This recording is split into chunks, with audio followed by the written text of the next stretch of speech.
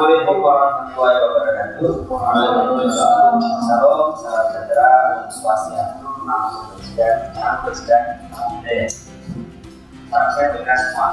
Jadi ini kita bertemu kembali ke acara inspirasi dan seterusnya, yaitu inspirasi kedua dengan tema yang pendidikan masyarakat Kudus dalam penerapan ajaran leluhur sebagai aktualisasi spiritual dalam masyarakat bersama. Karena kita ada universal pendidikan, artinya kita belajar untuk lebih bertoleran dari dengan sesama. Telah hadir di ruangan ini sahabat saya, yaitu Bapak Kiai Dr. Ahmad Arafat SII.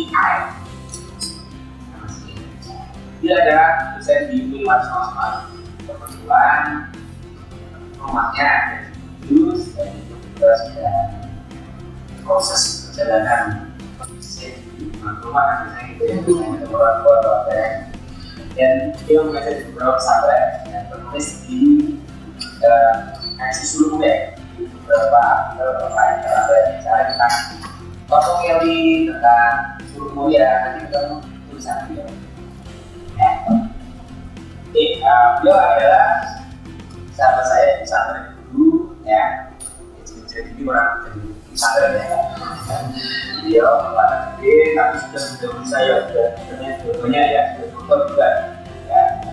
Dan cara punya dan seperti ya, tapi itu tuh bisa kelihatan mana yang. Oke, sebelum masuk ke materi di sini.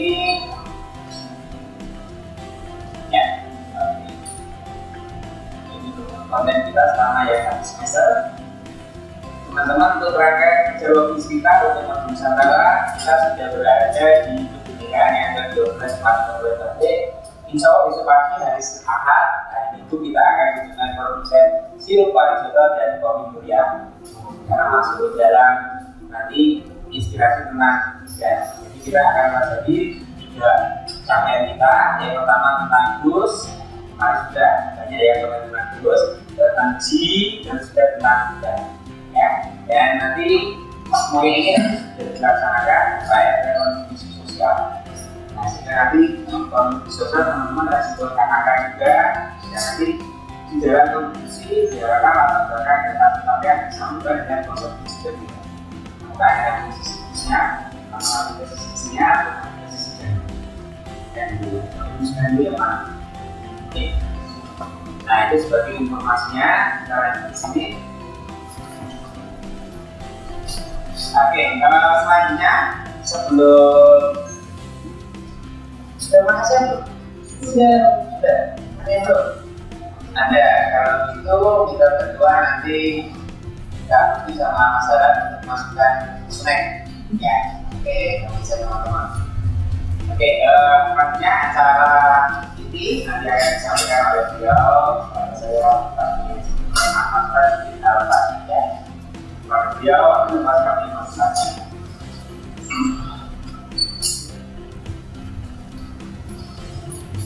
Assalamualaikum warahmatullahi wabarakatuh. Waalaikumsalam warahmatullahi wabarakatuh.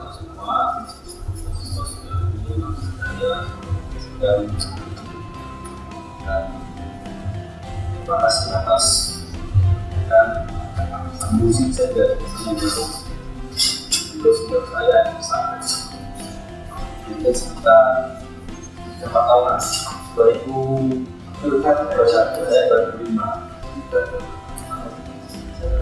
saya sama musik dan semalam saya foto perjalanan pada Semarang terus dan ini alasannya karena saya punya tentang yang ingin saya sampaikan di sini adalah pas, kalau saya katakan pas itu karena tsunami-nya hanya pada yang level 2 ini. Jadi kita level 3 yang bagus, 3. Mungkin di awal teman-teman sudah dikasih gambaran tentang apa itu kematian bagus karena pakai tsunami dari bahasa Jawa ya. Dan tambah kunci karena ini adalah kelas budaya, kelas agama, dan kelas wilayah yang banyak daerah timur juga timur. Mungkin kalau saya saya punya pengalaman kemarin itu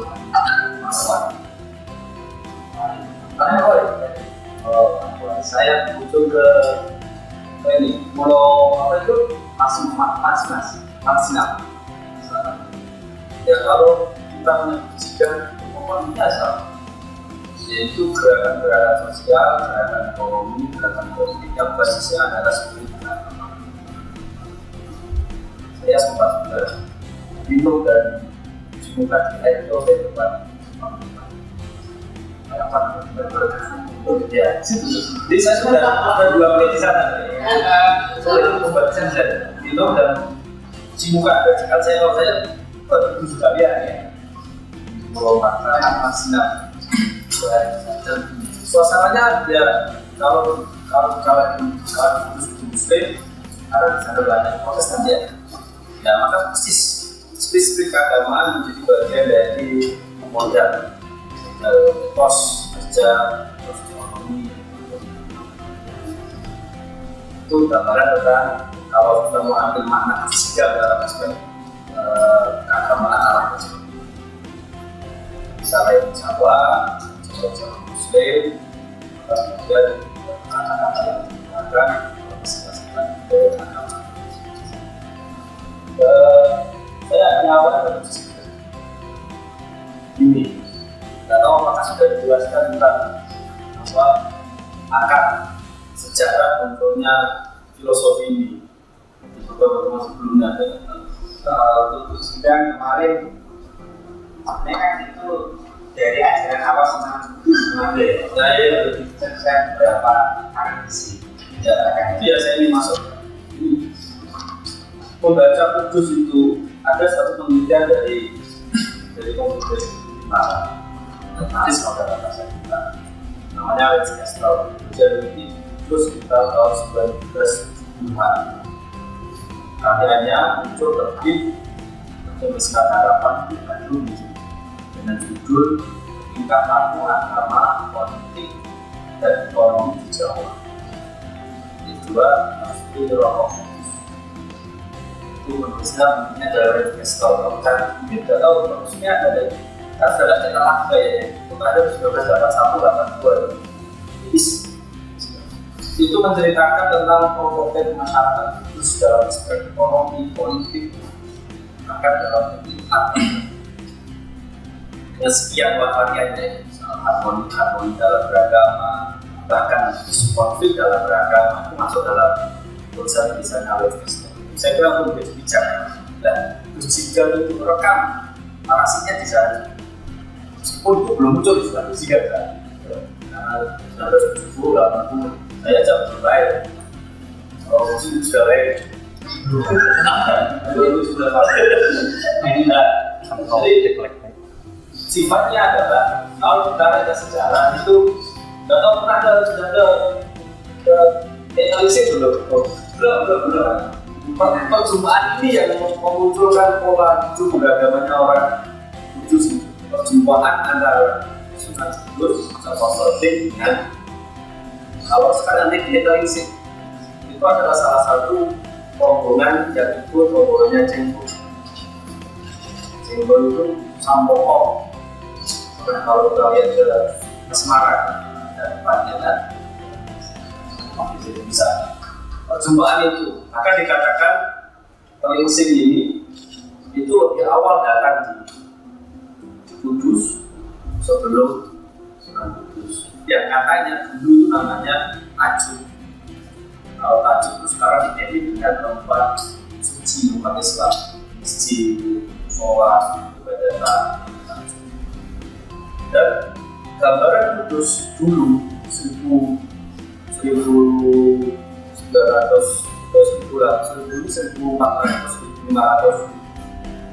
dulu dari sudah berapa abad itu ada mobil bahkan 1500-1600an itu tidak seperti sekarang. Kudus itu selat dunia. Jadi kalau mau Kudus itu harus naik perahu atau kapal. Maka nama-nama di daerah Kudus itu semuanya identik dengan nama-nama di pantai atau di daerah sungai atau kali. Tanggulangi itu kenapa? Kenapa Tanggulangi? Karena tahu Tanggulangi perbatasan rumah itu yang ada gambar Bogor itu gambar itu. Itu dalamnya Tanggulangi. Kenapa Tanggulangi? Karena di situ adalah sungai besar dan angin otomatis orang di jalan dan banyak air juga. Ini menunjukkan bahwa Kudus itu bagian dari kawasan pesisir. Jika nanti kita membaca landscape keagamaan, landscape hukum ekonomi, landscape tradisi politik di kawasan alam itu kalau kalian itu ke Solo, kemudian ke Jogja, tetapi agak sampai ke pinggir Turis ya, itu wisata. Landscape itu membantu masyarakat. Nah, ini menjadi awal dan di dalamnya itu Lancaster itu dalam kata tulisannya itu membagi masyarakat Jawa, masyarakat Kudus, dengan ragam etnisnya di dalam Cina, Arab, Jawa yang asli dan seterusnya dengan dua kata. Ada namanya Kudus Kulon sama Kudus Wetan. Nah, dari istilahnya apa Kulon? Barat. Wetan itu timur.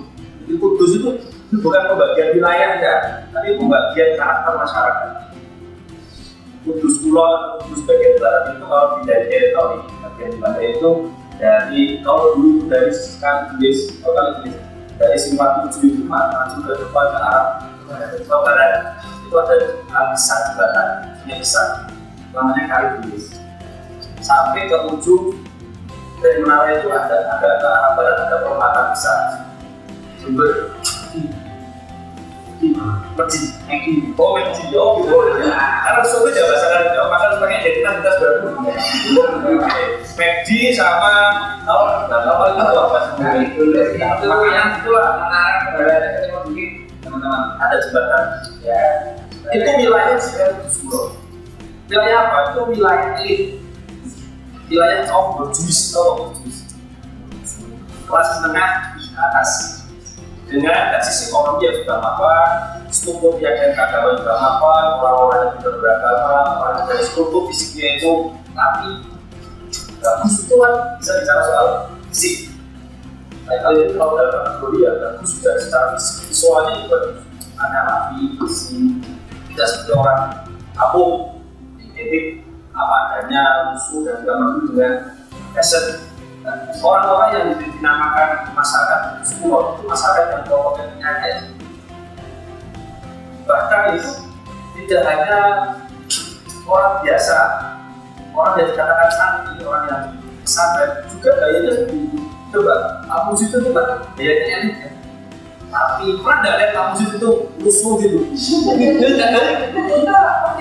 Bersih, rapi, fashionable gitu kan? Menurut saya sarungan gitu ya. Dan karena saya punya percampuran dalam sekolah sama Kudus kalau ini jelas pulaunya dari Kudus, pulau tapi di Moro itu apa ke barat itu membentuk tidak hanya membentuk mental orang akhlaknya dan juga membentuk gaya life skillnya atau life skill style-nya juga sama. Kalau nggak percaya, apa-apa diajak pesantren yang memang di kawasan kajian yang berjuis. Pasti orangnya seragam, pakaian juga rapi. Bahkan kalau jujur, kayak sekolah itu secara fashion itu mahal. Mulai ujung kepala ujung kaki itu harganya mahal. Jangan kelihatan dari sekitar sarung itu bisa satu picisnya 1 juta. Dan dikira sarung itu hanya sekitar 100.000, 150.000. Hanya umur segitu, keke-nya beliau. 1 setel bisa 10 juta. Pakaiannya yang sederhana seperti ini kan dalam kata mereka buat sendiri. Tidak di pemakai atau di mall yang sudah atau tidak pakai dia sekitar segitu. Dan itu karena itu punya tradisi warisan namanya Lode. Lalu kalau orang-orang itu sebenarnya profesinya itu usaha produksi tentang cara buat pakai aja. dan itu bisa 500, 1 juta, 1.500 satu kali pakai. Belum lagi kualitas. Saya bilang begini karena itu etos apa? Jalannya nanti besar. Mereka bagus, mereka bisa agama, juga tidak kalah dengan dia itu. Jadi sekarang kebalikannya semua tadi semua. Jadi saya ingin melihat nanti dengan bisa masuk ke dimensi etnografi lah untuk sosiologi ya, ternyata ada karakter orang itu terkait dengan karakter kewilayahan yang sifatnya apa ya, sosial. Maka kalau ditanya untuk dari pemerintah secara teritori besar itu mereka itu sudah betul. Dan komunitasnya hanya sekarang agak diperluas untuk pemerintah sekolah, agak geser ke Simpang 5. Ini lewat Simpang 5. Dan orang di Semarang ke Simpang 5 itu Semarang. Simpang 7 itu ke barat sampai ke perbatasan dari Meji itu jadi bagian dari itu. Yang dari sisi etnisnya banyak adalah ada Cina, ada Arab, juga ada orang Jawa. Dari sisi usahanya rata-rata adalah orang Cina, usaha rokok, dan sana. Itu gambar. Gimana kesulitan? Landscaster itu saya bisa dari sana. Landscaster itu menggambar kesulitan itu masyarakatnya itu campur-campur. Ada kiai, kalau kita lihat kategori yang berbeda. Ada kiai, ada akaran, kemudian ada kaum santri. Tapi santri tidak seperti santri yang ada. Kesulitan itu di mana? Areanya. Ya selain area itu. Jadi kalau nggak tahu ya, kayak gini lah. Kalau di tradisi Katolik, kayak Vatikan, itu masuk ke kawasan Roma ya, ya kan? Tapi dia eksklusif, ya kan? Nah, seperti itu eksklusif, area eksklusif, area orang-orang yang dan itu jangan dikira batasannya itu besar, tetapi dari ujung, dari timur Simpang 7, dari barat itu kawasan Meji itu, sisi utara itu nggak jauh banget. Sisi utara itu kalau dilihat dari Menara Kudus sekitar 5 atau lebih jam, sampai 10 km sudah tutup kawasannya, jadi bagian dari kawasan. Sampai ke sini, sampai ke perawatan sini itu sudah nggak full itu. Kalau ke barat ke mana? Ke selatan sampai ke kawasan dan baca ke Matahari lah atau Hormat sekarang. Sampai ke utara atau barat.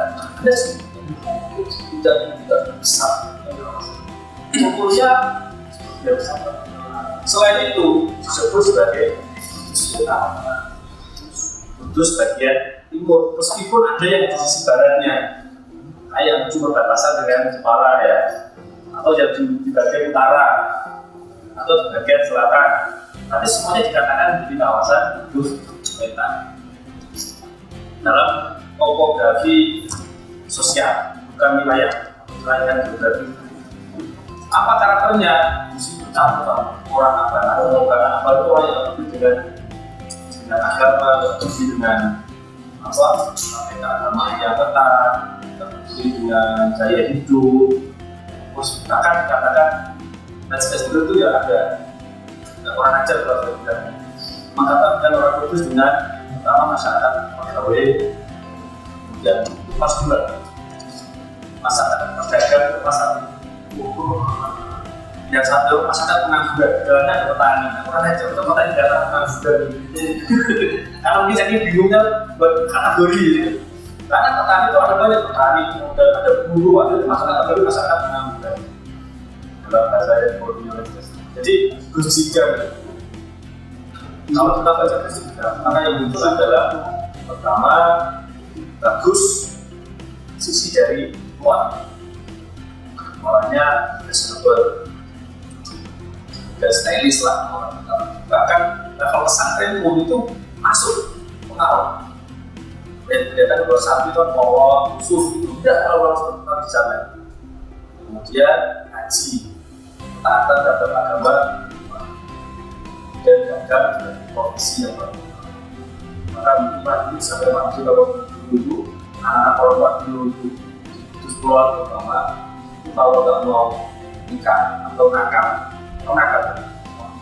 ya Pokoknya simpel. Kalau kamu nakal, tak nikahin sama pegawai PNS. Itu dulu menjadi apa? Momok atau cara menakuti putrinya untuk menjadi orang baik.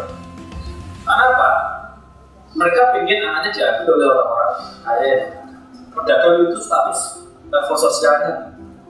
PNS itu dulu menjadi bagian dari cemoohan oleh orang tua. Keren itu. Elitismenya tinggi. Kemudian menjadi orang yang jiwa wirausaha itu kuat mempertahankan karya sendiri. Hargai sekali masalah. Karena mereka orang dari Islam itu punya spiritnya memang. Nabi Muhammad di panutan mereka itu memotivasi bahwa sebaik-baik profesi yang berangkat dari karya tangan sendiri.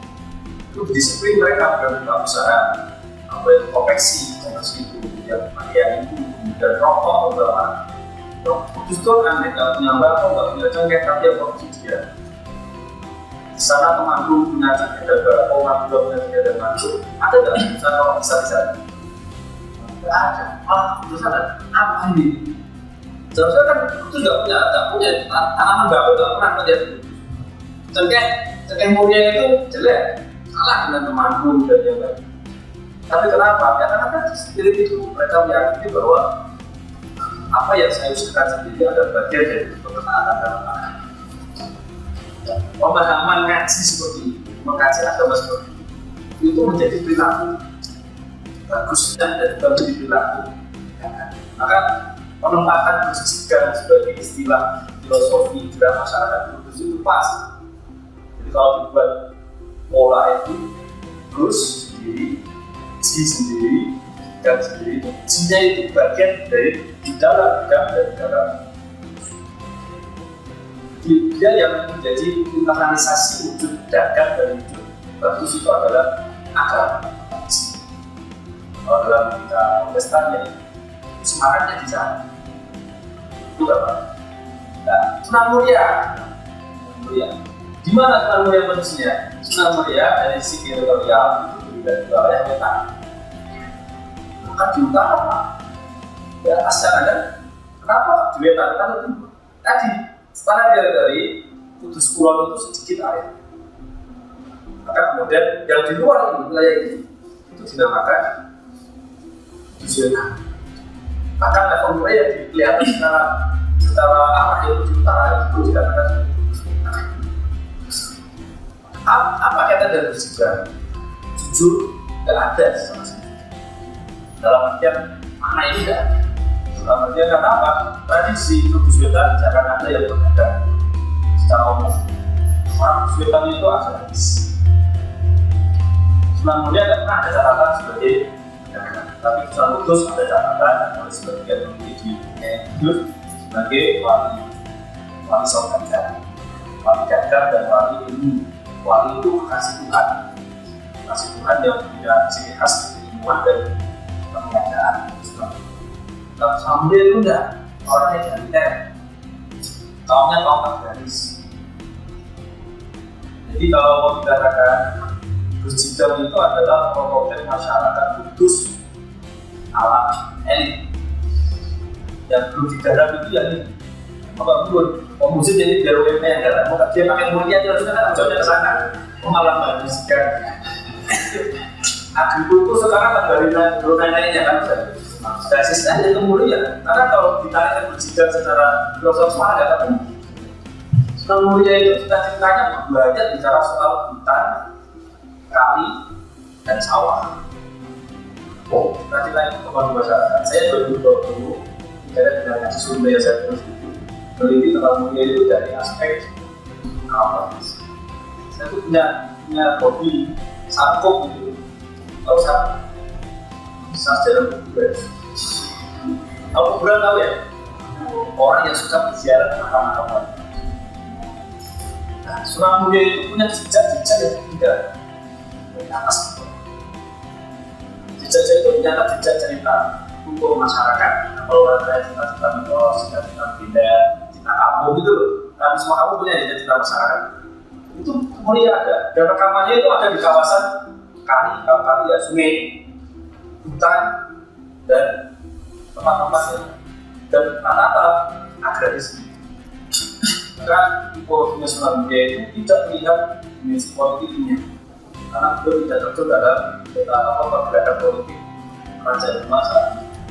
Beda dengan Sunan Kudus yang ikut langsung konflik dinamika perebutan tahta dengan mendukung Arya Wingaksa sebagai muridnya merebut kerajaan Demak dari saudara-saudaranya. Dan pada kalau Anda baca bukunya itu suasananya itu aku buat karakter gunung ya, karena gunung sendiri itu tidak suka kemudian apa ya, kalau di tradisi agama yang lain itu kayak kalau di Jogja itu ada orang Mangun, pernah ya, Protestan, orangnya itu sangat sederhana dan itu terbentuk masyarakat langsung grassroots, kulon, elitis, menengah ke atas. Muria itu masuk pada level yang menengah ke bawah.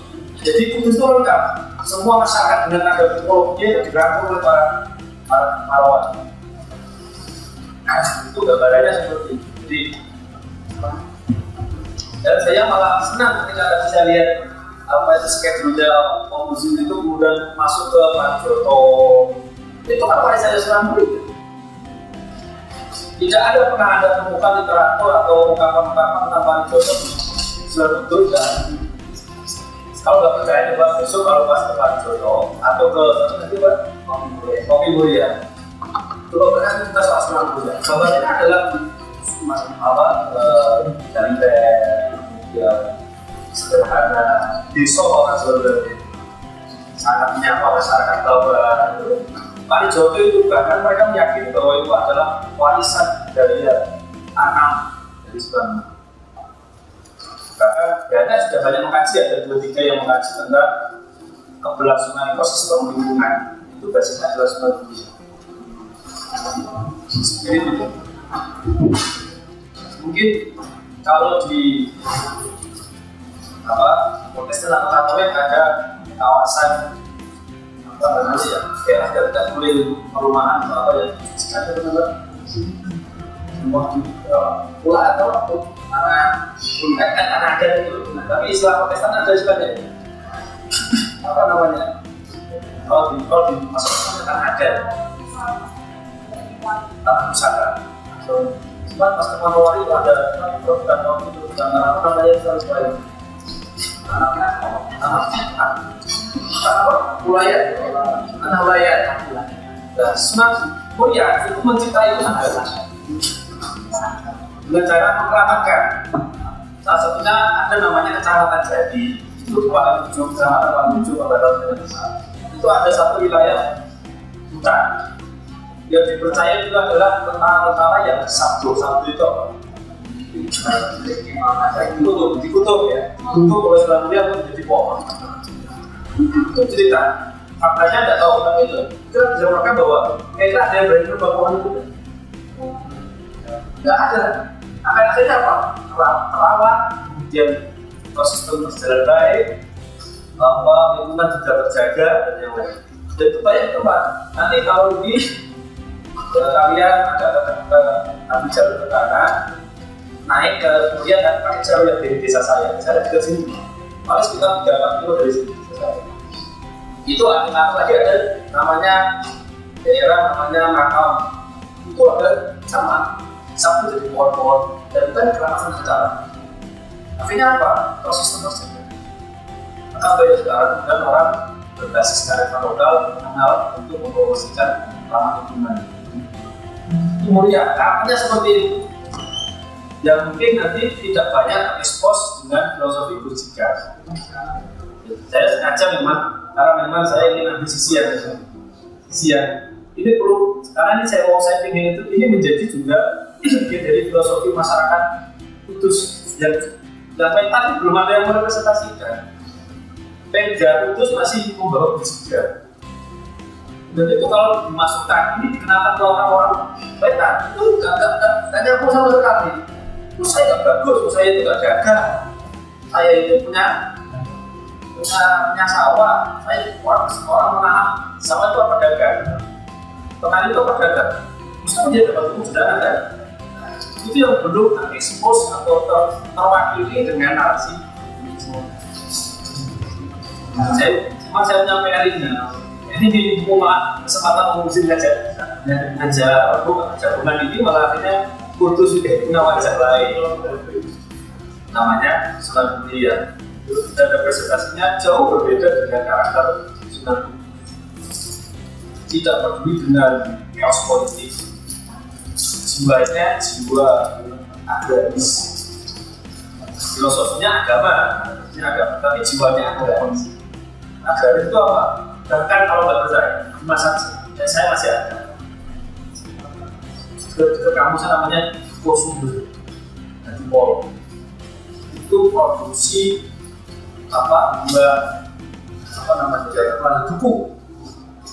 duku terbaik itu kalau dari Palembang ya, itu dari sumber dari Polo. Kenapa? Karena nggak tahu tidak dari mana, pasti ada kaitan dengan Sunan Muria seperti nanti kamu tanya Jodoh, kamu tanya nanti pas ada pengolahan itu tanya ceritanya gimana, pasti belum paham. Di daerah saya itu juga ada pohon aku baru dulu itu rata-rata hijau ya, kalau malas itu saudaranya langsung kalau semua tambah kecil lagi gitu. Itu agak manis dan dulu Sumber itu terkenal manis. Kamu tahu bagaimana cara merawat orang yang punya duku itu? Seperti merawat bayi dengan keramahan. Dia pasti istimewa sendiri. Pokoknya itu kemudian pekarangan yang ada pohon dukunya itu wilayah untuk siraman itu meluas. Kalau ini pohon ya. Itu sampai kawasan sampai 1 meter lebih itu dikilong hanya untuk menyirami pohon duku. Kalau sudah dia mulai ada bunganya atau bibit bunganya itu, mereka kemudian selamatan orang Jawa bilangnya, kirim doa pada leluhur kepada Allah minta agar dirawat dengan baik. Karena itu warisan turun temurun yang saya prediksi itu sampai ke Sunan Muria. Dan tidak boleh ada keluarga yang memotong pohon ini. Itu cara merawat alamnya sampai segitu. Padahal kita tahu pohon duku itu besarnya seperti pohon durian dan yang lainnya. Besar dan bisa menghirup udara yang adem gitu. Tapi kan sekali lagi globalisasi, modernitas itu terkadang menggerus tradisi itu. Tapi masih ada. Jadi kalau sudah panen itu, mereka tasyakuran, mengucap terima kasih pada Tuhan. Padahal kalau untungnya ya paling nggak seberapa itu. Tapi gaya mereka merawat semesta itulah yang menjadi warisannya Sunan Muria. Aspek harmoni semesta ini yang belum terbaca tentang keramahan terhadap alam. Itu nanti bisa diperluas monggo itu tentang Sunan Muria, dimensi jinnya itu membuat spirit bagus dan spirit cinta alam. Maka gangnya nggak masuk kalau Sunan Muria. Meskipun kita nggak bisa pungkiri ada orang-orang yang secara teritori hidupnya di daerah wetan, tapi tipologinya kulon. Kayak saya orang wetan, karena saya bukan dari orang kawasan Menara, saya orang wetan. Desa namanya Nggosoco, perbatasan kecamatan dengan sini. Tapi saya 7 tahun di Kudus Kulon hidup saya.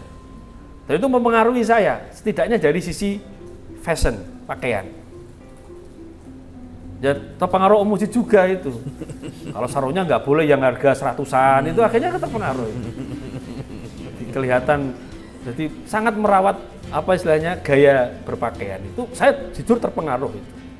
Tapi saya apapun darah saya ada darah wetan, kadang ada berontakannya ada. Kok terlalu formal atau nggak nyaman sekali. Kadang itu muncul pemberontakan suasana itu muncul. Karena orang elit kadang kan nggak nyaman ya, terlalu formal lah. Kadang itu muncul lah. Khas nggak terlalu formal itu khasnya kiai-kiai atau khasnya orang-orang wetan.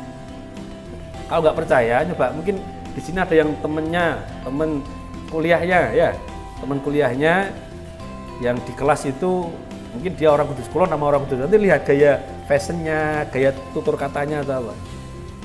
jaimnya itu lebih banyak orang mana itu? Yang kulon apa yang wetan?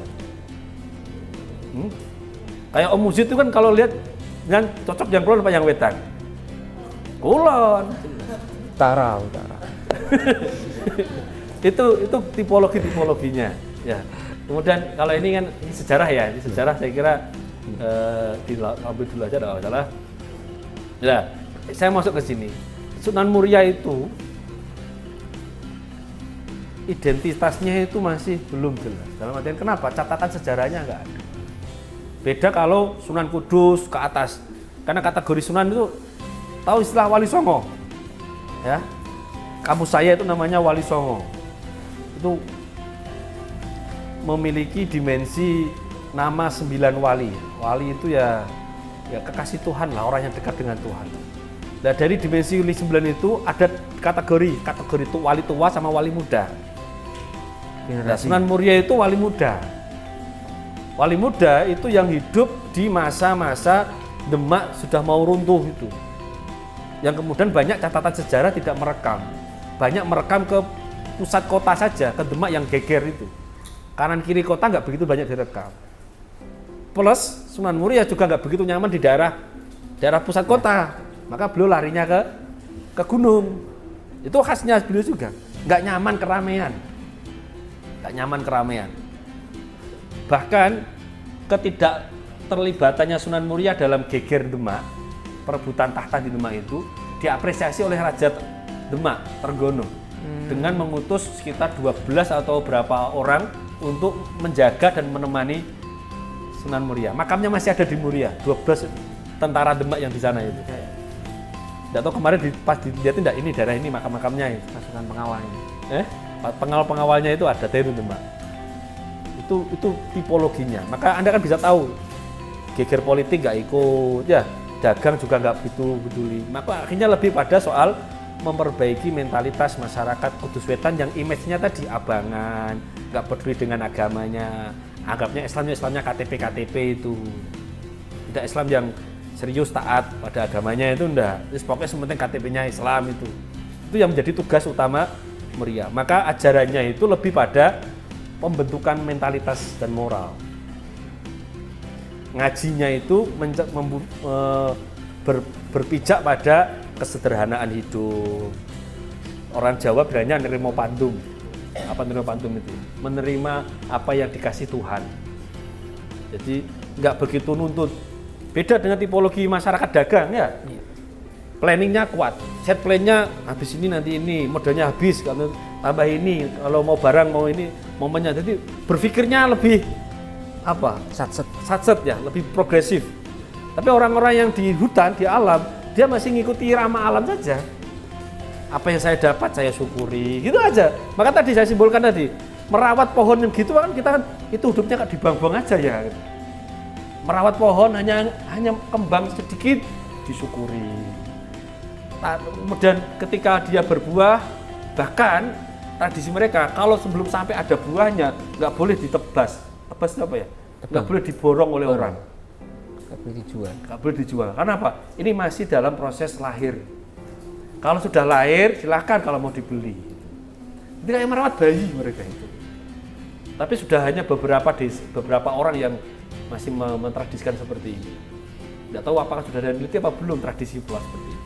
Jadi karena muda, banyak literatur nggak begitu membaca gerak jejak keilmuannya Sunan Muria. Terus ini beberapa suluknya ada, saya temukan 4. Tadi beberapa sudah diikuti tradisinya. Ada yang pertama ini Pambukaning Toto Malige Betal Mukarram. Ini saya temukan dalam serat Hidayat Jatinya Ronggowarsito, Pujangga dari Solo, Keraton Solo. Tapi apakah ini kemudian dinisbahkan kepada Sunan Muria, yang pasti saya kurang paham. Di sini ada ini ajaran apa? Kalau orang Jawa itu ajaran pembersihan diri. Jadi ngajinya itu bukan ngaji ritual ya, tapi ngaji praktek pembersihan diri. Tujuannya apa? Pensucian moral.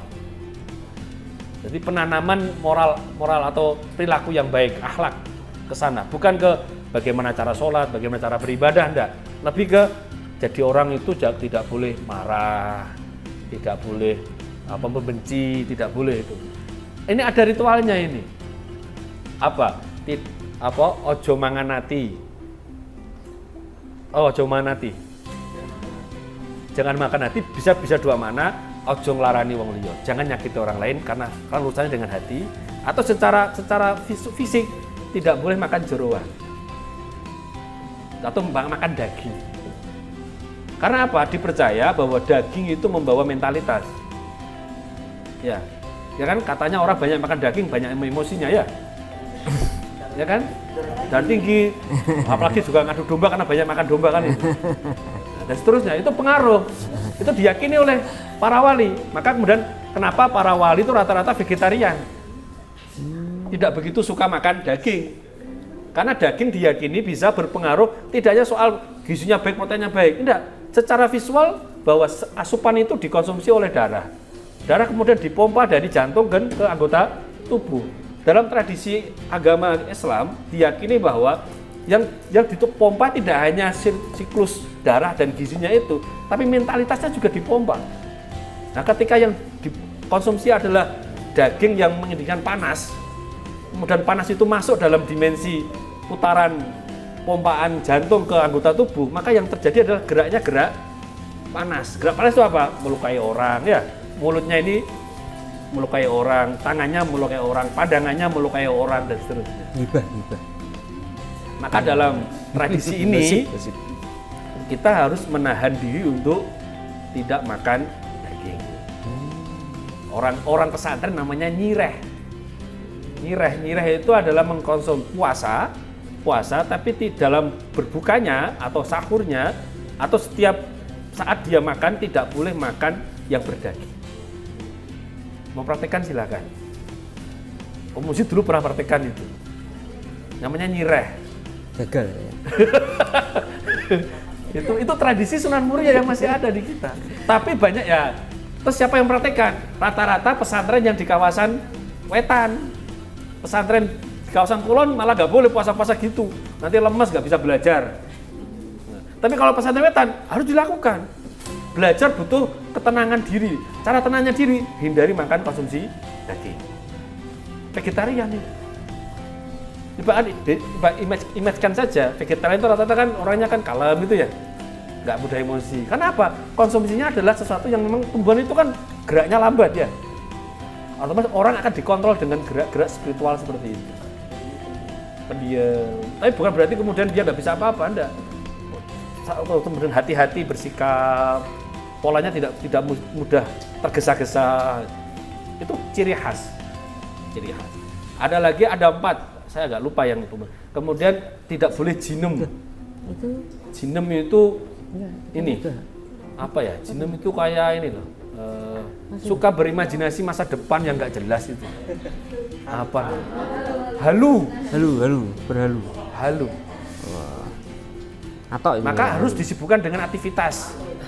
Maka kenapa kemudian Sunan Muria lebih banyak kono tani ke kebun, atau kamu kerja apa, tidak boleh ada nganggur.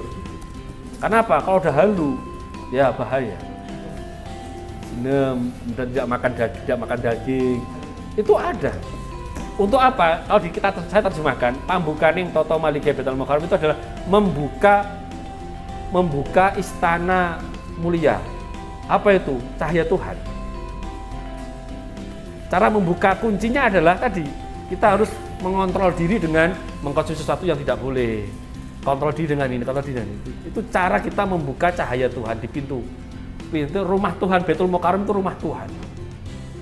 Caranya, kenapa? Tuhan itu melihatnya tidak di fisik kita, tapi di sanubari hati kita. Kita bisa melihat itu dari sini.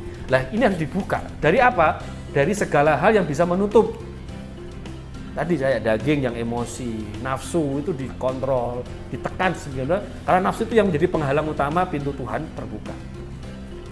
Maka gerak ngajinya, gerak jinya Sunan Muria pada level pembentukan moralitas. Dalam artian penyucian diri. Kemudian Topongeli sudah digambarkan. Nah, Topongeli itu katanya juga sama dengan yang pertama. Kalau kita bisa, Topongeli itu berangkat dari salah satu ajarannya Sunan Kalijaga. yang tertulis dalam serat Lokajaya. Lokajaya itu identitas Sunan Kalijaga yang makanya di Demak ketika masih jadi bandit. Kayak Robin Hood lah kalau orang kalian kenal itu. Robin itu kan ngamalnya baik tapi caranya yang nggak baik. Ya, itu dulu pernah dilakukan oleh Sunan Kalijaga. Kemudian diajar oleh Sunan Bonang untuk dikontrol dengan cara kalau boleh kamu terjun ke masyarakat, tapi caranya harus yang baik, tidak seperti itu. Apa? Kontrol dirimu dengan cara topo ngeli. Topo itu berdiam, ngeli itu ikut arus. Maka simbolnya adalah di dalam air, arus yang besar, sungai, kita ada di tengahnya dan bertahan di sana. Simbolnya itu.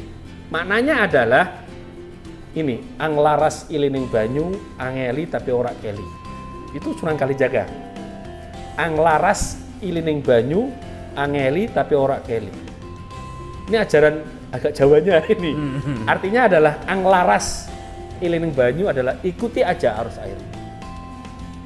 Tapi angeli, anglaras ilining banyu, angeli tapi ora keli. Tapi tidak boleh kita terbawa arus. Kita tidak boleh berdiam di pinggir arus, hanya nonton. Kita harus terjun. Tapi dipastikan ketika kita terjun, kita tidak terbawa arus. Caranya apa? Yang pertama, itu dibersihkan dulu mentalitas. Karena apa? Arus masyarakat lebih besar daripada arus banjir bandang. Ya kan? Kalau kita nggak siap, kita yang malah terbawa. Logikanya gini, logika paling banyak adalah ada satu orang baik berkumpul dengan 50 orang yang nggak baik, yang kecampur yang mana? Yang satu yang nggak baik itu. Atau mungkin ada 10 orang baik, satu orang nggak baik, itu yang paling banyak mencampuri yang mana? 10 orang baik atau satu orang yang nggak baik? Paling cepat untuk bisa menular itu yang mana? Satu orang nggak baik. Karena untuk menjadi baik itu berusaha, tapi kalau jadi nggak baik, nggak ada usaha bisa jadi nggak baik. Itu problemnya. Nah di masyarakat kita nggak tahu mana yang baik, mana yang nggak baik, semuanya bercampur. Maka pastikan dulu kita dalam kondisi yang baik ketika terjun ke masyarakat. Itu namanya filosofi Topongel. Ini bukan, tapi jangan dipikirkan sekarang, oh kalau gitu mau jadi orang kalau mau terjun ke masyarakat, saya cari sungai dulu, saya mau topo di sana. Ya karena baik kena arus air, selesai urusanmu itu. Enggak itu maksudnya. Hampir semua nabi itu melakukan itu. Topongeli. Hampir semua nabi. Di Islam, kita kenal Nabi Muhammad. Sebelum mendapatkan titah dari Tuhan, bertapa. Bukan untuk cari nyaman atau cari wifi jaringan, itu enggak. Mencari solusi untuk masyarakat, tapi karena belum siap, dia harus minggir dulu untuk mencari solusi yang baik. Ketika dipastikan siap, baru terjun ke masyarakat. Harus topo dulu. Yesus juga sama. Siddhartha berapa tahun itu di bawah pohon Bodhisattva. Harus selesaikan diri, baru mau bicara pada orang lain. Kalau dalam bahasa Arabnya, ibda binafsik. Start from ourselves. Awali dulu kita, baru bicara soal orang lain. Karena apa? Namanya arus, itu nggak peduli kamu itu pintar nggak pintar, tapi selama bisa mengaruhi, arus itu akan ikut itu. Itu filosofi Topongel. Maka dalam proses ini panjang. Tadi disinggung Om Mujid nyinggung soal ada filsafatnya dalam tradisi tasawuf falsafi, namanya 5 perjalanan suci. Topongeli itu ada pada level terakhir dari perjalanan suci itu. 4 perjalanan suci. Apa? Dari diri kita menuju Tuhan, dengan Tuhan. Dengan cara yang pertama. Kemudian bersama Tuhan. Tapi ini rata-rata orang yang intim bersama Tuhan tapi lupa bahwa dia harus pulang. Bersama Tuhan. Kalau kita bersama Tuhan kita senang itu. Tapi itu tidak cukup. Itu bukan menjadi fungsi kita sebagai manusia, nggak cukup kita bersama Tuhan dong. Karena kita punya kanan kiri orang yang perlu kita ajak kan. Maka harus ada bersama Tuhan, setelah itu baru ke manusia bersama Tuhan. Yang terakhir adalah dengan manusia bersama Tuhan. Bersama manusia juga bersama Tuhan. Jadi gerak kita sudah gerak Tuhan. Gerak mata kita, gerak kasih sayang Tuhan. Tangan kita adalah cahaya Tuhan. Kira-kira seperti itu, bisa tidak buat kerusakan? Yang ada adalah kemakmuran kan.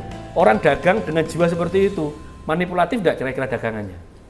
Orang bertani dengan jiwa seperti itu, terus manipulatif tidak cara bertaninya? Semua aktivitas fisiknya, bagusnya itu kemudian membentuk profesi-profesi yang memakmurkan. Andaikan dia petani, dia akan sadar tentang penjagaan alam. Ya, andaikan dia pedagang, atau kalau di Jepara itu adalah ukir kayu itu kan perawatannya, ada konsekuensi tentang rehabilitasi tanah, atau sekarang apa istilahnya itu reklamasi dan seterusnya. Ada kesan-kesan itu ketika tadi dibangun dari proses topongeli. Jadi jangan diakau topongeli itu mencari wangsit, kejauhan lah, nggak sampai ngajarin gitu.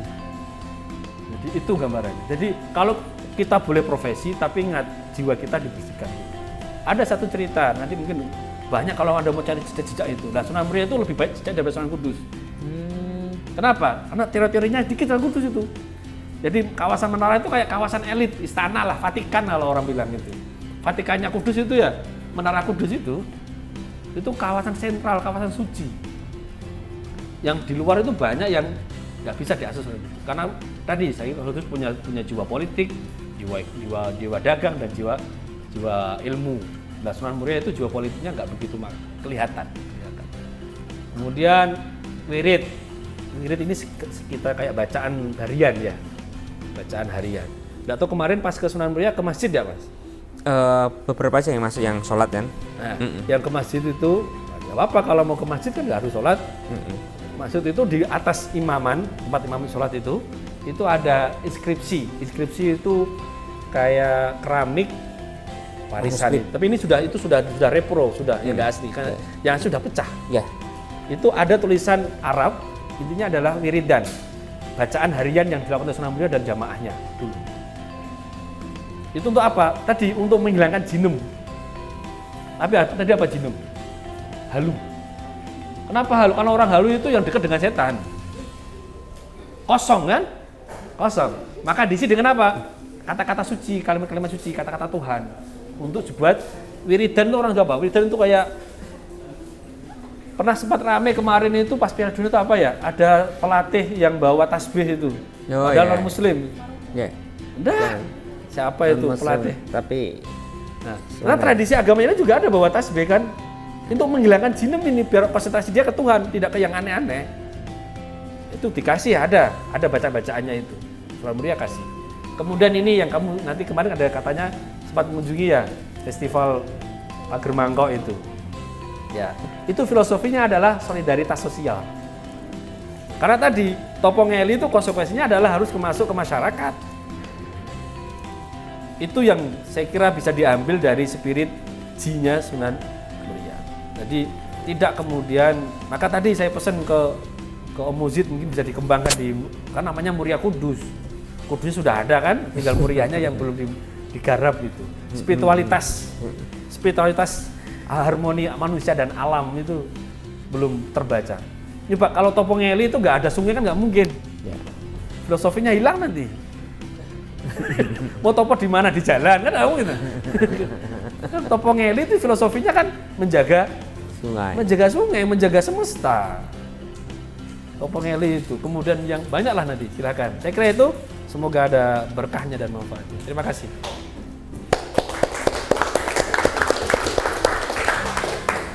Matur nuwun, kita berikan ucapan terima kasih kepada Bapak Kiai Haji Dr. Ahmad Tajuddin Arafat ya. Sambil menikmati hidangan, sambil berdiskusi, kalau ada pertanyaan kayaknya sudah beberapa yang kayaknya menarik ini gitu. Ini jiwa saya ini kayaknya gitu. Monggo silakan. Ada pecinta alam sini. Ada pecinta alam gitu. Silakan. Kak Safal kayaknya ini ya tadi. Monggo Kak Safal, Kak Atok. Anak Mapala ini ya. Ada anak Mapala? Kak Atok Mapala ya? Anak Mapala kan? Sudah beralih dia. Anak band. Monggo silakan, boleh bertanya ya. Kak Tere. Monggo, atau mungkin ada di agama Anda, di daerah Anda yang pola-pola filosofis ajarannya mirip. Bisa berbagi.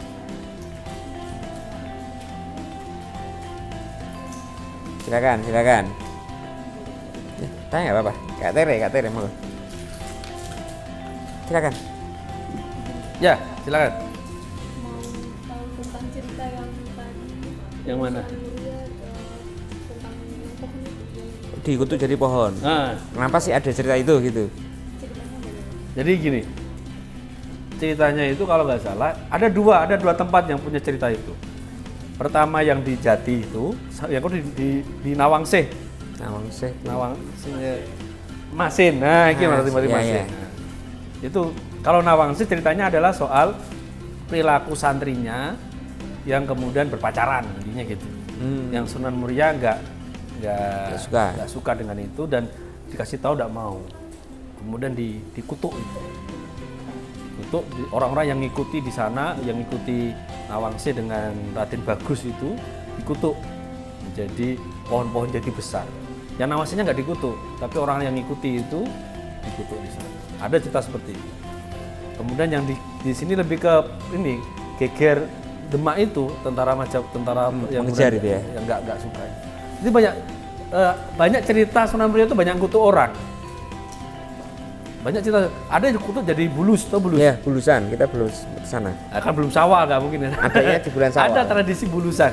Tradisi bulusan. Nah, Bulus itu kura-kura sungai itu loh. Beda dengan kura-kura ya, kura-kura. Kalau sejenis kura-kura. benar ya? Benar, kura-kura. Bulus itu kura-kura. Bulus itu kura-kura. Itu ada cerita juga. Sunan Muria juga itu yang bikin orang dikutuk jadi bulus itu. Jadi ceritanya ini soal bagaimana kita taat dalam beragama. Jadi Sunan Muria itu satu saat, jadi tadi saya bilang, saya itu meneliti jejak Sunan Muria dari atas Merapi sampai lereng. Ternyata jejak itu meninggalkan murid, meninggalkan cerita, maka saya mengatakan bahwa masyarakat Kudus Wetan tipologinya itu Muria, tidak bisa dikatakan tipologi Kudus. Secara profesi jarang yang berdagang, karena dia kembali ke sawah, kembali ke hutan. Maka tadi caranya dia adalah berdialog dengan alam. Nah, cerita-cerita Muria itu seperti itu. Yang bulus itu ceritanya di waktu senja menjelang maghrib. Kalau di Islam kan sholat itu maghrib, menjelang terbenamnya matahari itu harus sholat. Nah, itu masih ada suara gembericik di sungai. Yaitu seorang petani yang baru pulang dari sawah. Kan biasanya sampai sore menjelang terbenam matahari dia baru mau pulang gitu. Ya, gembericik itu adalah dia cuci kaki, cuci tangan, bersih-bersih gitu. Dengan pakai topi yang besar. Petani topinya kan besar-besar itu, yang ditaruh di punggung. Nah, karena dia mau cuci tangan, mau bersih-bersih itu. Sunan Muria mengatakan, iki sopo toh maghrib neng kali koyok bulus. Ini siapa toh? Maghrib di sungai kayak kura-kura. Jadi kura-kura. Makna simbolisnya adalah orang itu kalau mau kerja, mau profesi ya tahu waktu. Itu diabadikan dengan festival setiap Syawal, Lebaran ke tanggal 8. Itu ada perayaan namanya bulusan.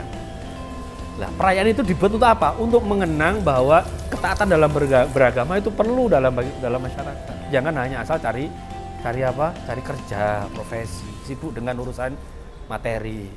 Orang tuh tahu waktu. Jadi simbolisasinya itu. Apakah kemudian memang mereka jadi kura-kura? Ya, kita tidak tahu. Tapi itu mensiratkan makna filosofi. Nah, sama dengan hutan-hutan jati itu. Apakah memang benar itu adalah manusia yang dikutuk menjadi pohon? Tapi kita bisa, kalau pakai teori demistifikasi atau dimitologi, itu perlu untuk orang-orang sekarang. Kalau tanah itu kemudian dikeramatkan, manfaatnya adalah tidak hanya untuk tanah itu, tapi untuk warga yang di sekitar tanah itu. Udara sejuk, ya kan? Alam terjaga dengan baik. Tapi kalau pakai watak-watak modernitas yang dimistifikasi, semuanya mitos itu kemudian dibatalkan, semua mitos itu kemudian digugurkan, maka yang ada adalah perampokan. Semesta tidak lagi ramah. Alah pohon itu ditebang, itu nggak ada hantunya, itu biasa saja, nggak ada dikeramatkan, tebang semua. Logika modernitas itu menghancurkan. Faktanya sekarang, yang hancurin siapa, yang suruh merawat siapa sekarang? Ya kan? Dunia modern, negara-negara besar, negara-negara nomor 1 yang merusak ekosistem, global warming semuanya, yang suruh ngerawat Indonesia yang punya hutan. Mereka yang rusui tapi kita yang dipaksa untuk merawatnya. Jadi ada baiknya itu hutan dirawat. Karena apa? Memang ada tentang upaya apa namanya? Tadi kayak reklamasi kalau di sungai di air ya. Kalau di hutan apa namanya? Penghijauan ulang itu apa? Reboisasi atau ada satunya lagi penanaman ulang itu. Tapi berapa orang yang punya kesadaran seperti itu? Karena apa? Mentalitasnya masih kapitalis. Yang dipikir adalah untung dan untung. Ini alam nggak pernah diajak untuk didialog. Nah, orang-orang seperti itu berteman dengan alam. Oke, potong tapi tanam lagi. Maka dalam tradisi mereka itu kemudian dulu itu orang dulu di daerah kawasan tempat saya itu kalau mau nikah itu simbolnya emang nanam pohon duku itu. Nanam pohon durian. Nikah nanam pohon apa? Nikah nanam pohon apa? Tidak tahu sekarang masih ada atau enggak, tapi dulu itu maka kenapa sekarang pohon-pohon duku, pohon durian itu besar-besar? Itu warisan bapaknya ketika atau mbahnya ketika dulu nikah itu. Itu cara mereka berdialog dengan saudara-saudaranya yang lain, ciptaan Tuhan yang lain. Nah, modernitas itu perlu disadarkan dengan cara ini. Nah, jinnya itu ya kita dulu, karena alam itu pasif. Baiknya alam dan tidak baiknya alam tergantung kita yang maha aktif itu kan. Ciptaan Tuhan yang maha aktif kan manusia itu. Nah, tinggal kita. Kalau dalamnya sudah nggak bermasalah, kanan kirinya akan merasa senang dan nyaman. Tapi kalau dalam diri kita masih bermasalah, kanan kirinya akan antisipatif. Tinggal nanti kapan saya dibunuh, kapan saya dipotong, kapan saya ditebang gitu. Tapi bagi mereka yang jiwanya sudah damai, oh ada alasan kok kenapa saya harus menebang. Ada alasan kenapa saya harus memotong. Eksploitatif itu yang kemudian menjadi perusak. Nah, eksploitatif itu lebih ke geraknya apa dari jiwanya. Dari sini kan, baru geraknya muncul. Nah, kontrol-kontrol itu tadi yang diajarkan oleh Sunan Muria. Maka simbolisasinya itu tanah. Visualnya itu Sunan Muria itu tanah. Tanah itu kan mau diludahi, gitu. Mau diapa tetap yang dikasih adalah kebaikan. Elemennya tanah. Ya kan mau ditanam. Avatar. Ya, tanami kotoran, tanam apa, munculnya kan tanaman. Itu filosofinya Sunan Muria. Kenapa mungkin itu alasan kenapa beliau tinggalnya di gunung. Karena nggak mau riuh dengan keramaian itu. Mau apa ya? Jagongannya, orang Jawa jagongan apa ya? Obrolan bertemannya dengan semesta sajalah. Pak Gut. Apalagi ada simbol di atas, itu simbol punya warisan tradisi Hindu. Karena rata-rata candi-candi itu rata-rata di atas. Oh iya. Dekat dengan Gunung. langit. Oh iya. Dekat dengan langit.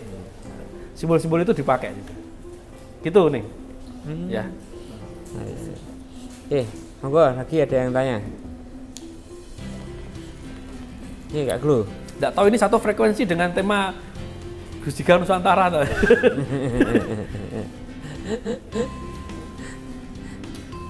Gimana?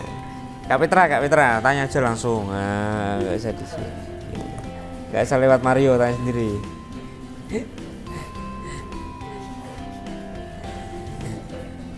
Pengalaman kemarin ke Muria melihat terus dari cerita ini beliau. Kemarin ke Muria itu baik jajanan basah apa jajanan kering? Yang kamu lihat di kanan kirinya. Jajanan yang dijual oleh orang-orang di situ itu jajanan basah apa jajanan kering? Yang di Muria. Jajanan alam apa jajanan olahan? Alam kan? Iya. Pisang, buah-buahan, delima, apukat, parijoto. Kemudian ada yang ini kayak orang ini sebenarnya gembili atau apa? Gembili ya. Kenang. Ubi-ubian. Ubi-ubian.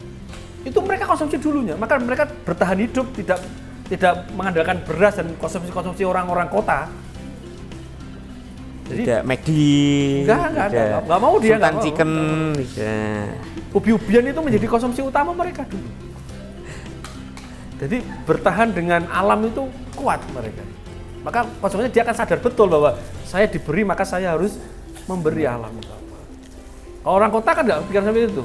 Pokoknya makan gitu aja kan. Bisa beli makan itu. Orang-orang dulu enggak. Saya mau makan, saya harus nanam. saya harus merawat agar saya bisa menghasilkan makanan. Itu yang muncul apa ya, suasananya kalau pakai avatar itu mungkin ya Sunan Muria itu elemennya tanah itu. Elemen tanah. Tapi tekan avatar barangnya. Belum nonton ya. Oke, yang lain mungkin Kak Suci. Ini elemen air dia. Wih. Nah, ini Jumat Wage, cocoknya di air ya. Rex pasti weton.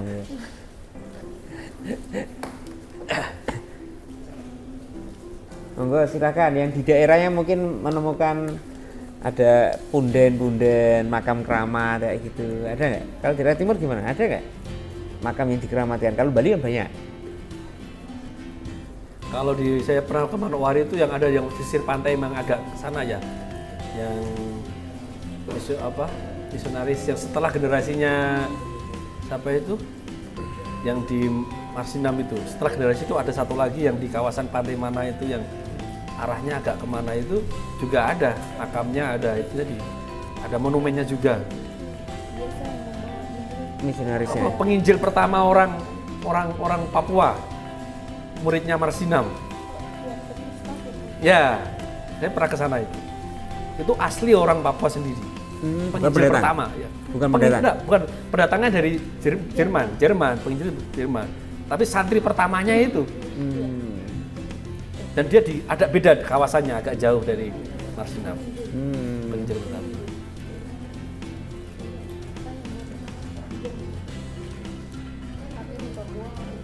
Ada orang Papua muridnya, santri pertamanya muridnya itu terus berdakwah di tempat lain gitu ya, Ya. menyebarkan agama di mana. Mungkin ini agak menarik ya kalau kita melihat orang-orang pendahulu kalau belajar atau mengajari murid-muridnya, rata-rata muridnya itu tidak meneruskan di kota yang sama. Ya, Kenapa ini? tersebar. Gimana Pak? Mungkin Pak ini Pak. Sama, Muria juga sama. Tersebar ke bawah-bawah. Jadi misi agama misionaris itu kan semuanya ada pola seperti itu. Bahkan ada polanya yang dia turun ke bawah, habis itu naik lagi. Balik lagi pulang karena udah sukses, dia hanya meninggalkan jejak, naik lagi. Ada namanya Sekabat Pitu, orang di sini dekat sini. Di daerah Kandang Mas itu. Kandang Mas. Ini ke kanan. Itu udah ada makam. Tapi ada jejak bahwa ada 7 sahabat. Sahabat itu kalau dalam bahasa kita itu murid. 7 sahabat Sunan Muria. Tapi ketika mereka sudah sukses, dia meninggalkan 1-2 orang saja, yang lainnya kemudian naik. Ada yang sekedar Sunan Muria sering meninggalkan jejak. Tempat, sumur. Nah, ini saya lupa itu. Sunan Muria itu hampir semua jejaknya itu pasti ada sumur. Ada sumber mata air. Sebenarnya kan kehidupan, penguripan orang Jawa bilang. Kehidupan. Karena kita percaya bahwa air itu menjadi simbol kehidupan orang itu ya air. Dan setiap tempat dikasih itu. Sumur-sumur Iya, itu pasti ditinggali ada. sumur. Tempatnya Sunan Muria pasti ada sumur-sumur itu. Jadi filosofinya adalah orang itu harus hidup terus. Bahkan ada tempat namanya Kampung Pulo. Pulo tidak tahu. Ini di sini sudah sampai mana jauhnya jalan-jalannya? Jalannya Kampung ya. Pulo itu dari Simpang 5 Simpang 7 arah ke Pati. Namanya pulo itu karena dulunya itu kan kali kawasan yang kamu katakan Tanggulangin Terminal Kudus itu dulu laut itu. Dulu laut 1600 1500 itu masih selat itu. Masih selat. Nah, Kampung Pulo itu adalah kayak pantai dekat yang biasa dibuat transit Sunan Muria kalau mau perjalanan ke Juwana. Ke arah timur. Naik kapal. Ya, naik kapal. Kenapa Juwana? Karena dari sisi keturunan Sunan Muria itu kan darahnya dari timur. Dari timur. Sunan Muria dari timur. Orang Wong Wetan orang Jawa bilangnya. Dan punya istri di daerah Juwana kan, yaitu putrinya Sunan Gesang. Sunan di Juwana itu Sunan Bonang bukan ya? enggak ada di Juwana. Ngerang, Ki Ageng Ngerang. Oh iya, Ki Ngerang. Ki Ageng Ngerang. Sunan Ngerang. Jadi arah. Jadi banyak meninggalkan jejak murid. Pesantren Bareng itu di Kulo. Itu ada makam 2. Syekh Abdul Jalil dan Syekh Abdul Qahar. Itu muridnya Sunan Muria tapi sama-sama sepuh. Aslinya orang Tuban. Belajar sepuh, belajar ke Muria, ditugasi Muria ke bawah. Nah, di situ beliau mengembangkan. Nah, tradisi puasa Nyireh itu di pesantren itu. Banyak nyireh. Puasa Makan yang sampai daging. 3 tahun. Muteh, nyireh gitu. Muteh itu hanya makan nasi. Buka puasa makan nasi, malamnya yang mau puasa makan nasi, dan cemilannya nggak ada kecuali kalau minum air putih atau makan nasi lagi. Selama 1 pekan kalau mau. Tujuannya tadi ini di dalam mainnya, Memutihkan diri. memutihkan diri. Glowing. Glowingnya ke dalam bukan ke luar. Ada kalau nyireh itu masih mendingan hanya meninggalkan mengkonsumsi Daging. daging-dagingan dan hal yang berkaitan dengan daging-daging. Jangan hanya Micin. dan daging toh ya. Yang Mas. buatannya produknya berbasis daging itu nggak boleh dikonsumsi. Masako. Masako atau apa ekstrakan daging itu. Sosis. Kerupuk yang punya campuran dari kerupuk udang, nggak ada kata udang, nggak boleh. Meskipun kelihatannya kerupuk kan bukan daging Pak, ya tapi kan komposisinya ada unsur daging. Telur nggak boleh, karena telur akan melahirkan daging kan, daging ayam. Sampai seperti itu ketelitian mereka untuk menjaga tidak mengkonsumsi daging. Karena mereka meyakini di Islam itu Sayyidina Ali itu menantu Rasul mengatakan barang siapa yang makan daging 40 hari frekuensinya sering pasti akan perilakunya buruk. Yuk makan daging 40 hari, makan daging terus, konsumsi daging terus. Penting mentalitasnya itu emosional, temperamen itu mesti. Apalagi dagingnya kayak daging kambing katanya. Ya. Daging Allah hari raya Idul Adha itu daging kambing 3 hari aja wes pengen mau ngamuk-ngamuk tok itu. Begar-begar. Apalagi 40 hari. Waduh. Tapi sebaliknya barang siapa yang meninggalkan makan daging 40 hari juga meninggalkan, maka akan fisiknya buruk. Fisiknya buruk karena kurang protein ya. Kurang protein. Maka proporsional saja. Maka kenapa dalam tradisi pesantren itu puasa yang meninggalkan daging itu hanya sekitar 1 pekan, nggak sampai 40 hari, 1 pekan. Makanya ya, tahu tempe, sayur-sayuran. Jadi makanya vegetarian, persis vegetarian. Cuma memang ya itu lauknya emang kerupuk tempe, tempe, tahu, kangkung, sama kambing sama dijajar lah pola-polanya itu. itu filosofinya di sana mereka. Monggo lagi. Kak Lutfiah, Kak Dini, ini yang dari makan daging ke Semarang. Monggo, kalau Ada itu orang makan meja itu, makan kayu ada. Saudaranya Umuzid semua. Orang Jepang itu makannya kayu. Iya. Karena profesinya sebagai pemahat, ukir kan kayu semua kan. Di situ kan dia bisa makan dari sana kan dia. Maka pemakan kayu semua ini. Kak Esa, monggo mau berpikir apa ini Kak Esa ini? Kak Lutfiah, Kak Dini, gimana Palembang? Palembang masih mirip-mirip kalau Palembang kayak. Palembang kalau buat pempek jangan pakai daging. Ikan dan daging nggak boleh. Daging, ya tepung doang.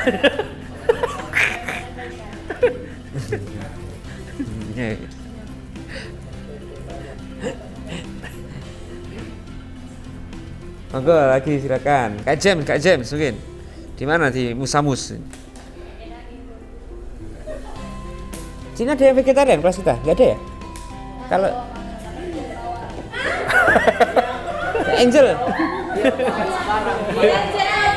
Omnivora. Omnivora dia. Saya masih ada vegetarian. Teman gimana? Vegetarian. Vegetarian laki-laki tapi ya hanya bisa makan gimana ya? Pokoknya nggak bisa makan daging.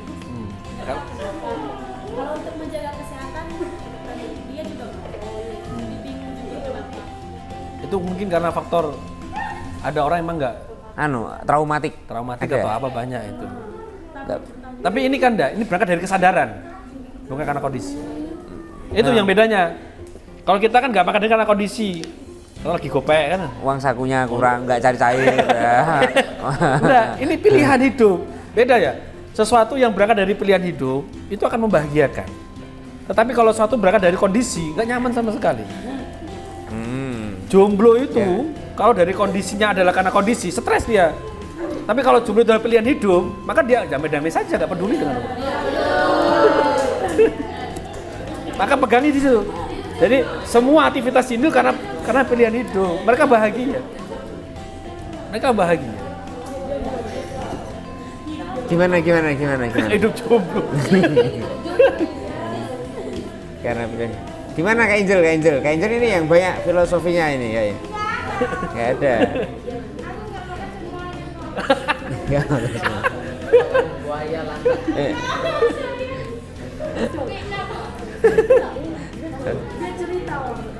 Gimana?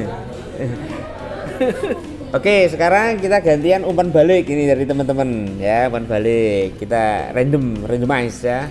Oke, Kak Iman mungkin gimana tadi setelah materi tentang Sunan Muria, umpan baliknya. Gimana tadi? Apa yang kelihatan? Oh, tadi yang menarik. Wah, ini filosofi ini bagus ini. Bagi saya bagus ini. Gimana, Kak Iman?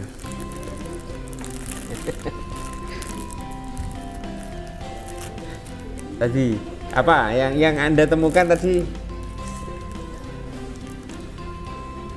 Skip dulu.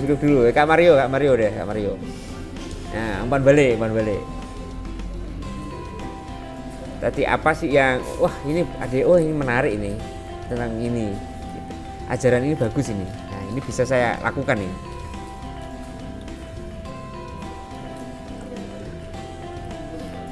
Skip dulu. Jessica.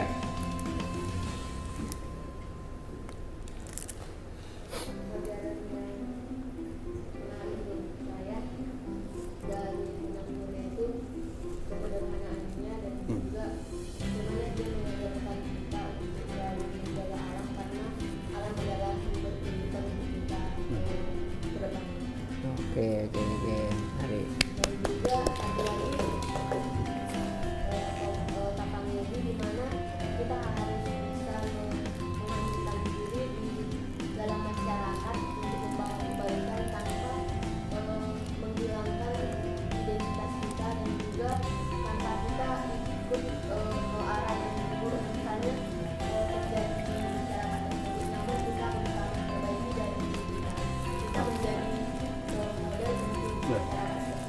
Oke.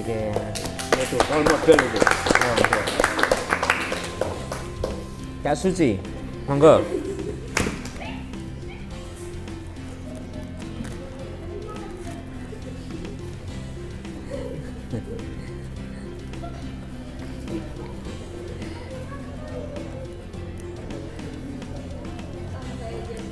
Gimana? Gimana itu? Coba kalau sama berarti ulangi kata-kata aja. Saya pikir dari tadi diam nih.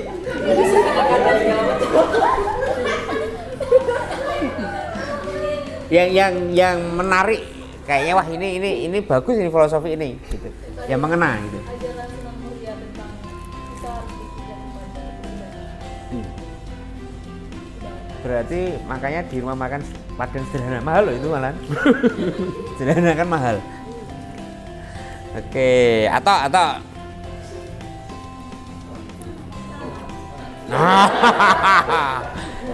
Yang dimaksud sederhana itu tadi bagaimana sederhananya Sunan Muria tadi? Kesederhanaan Sunan Muria. Tadi kan sederhana, tapi sederhananya bagaimana gitu? Anda tidak mau terekspos gitu ya, tidak mau terlibat banyak gitu. Hampir mirip persis, ya. Persis itu betul. Nah, Tapi kalau sosok Kartono simbolnya air. oh beda lagi apa ini? Ya. Tanya, Anda tanya nggak? Loh, belum pernah lihat cerita itu. Simbolnya air. Sosok Kartono itu gimana? Kalau dia menjadi orang hebat tuh bisa melampaui Soekarno. Karena itu gurunya Soekarno. Orang pertama Indonesia yang kuliah di Leiden itu ya sosok Kartono. Yang masih terjajah, masih pada bodoh, sosok Kartono jadi orang Indonesia pertama kali yang kuliah di Leiden University. Soekarno masih bingung urusan dirinya sendiri, kemerdekaan dan yang lain-lain. Tapi ketika pulang ke Indonesia, nggak mau jabatan apa-apa. Padahal bisa berapa bahasa dia.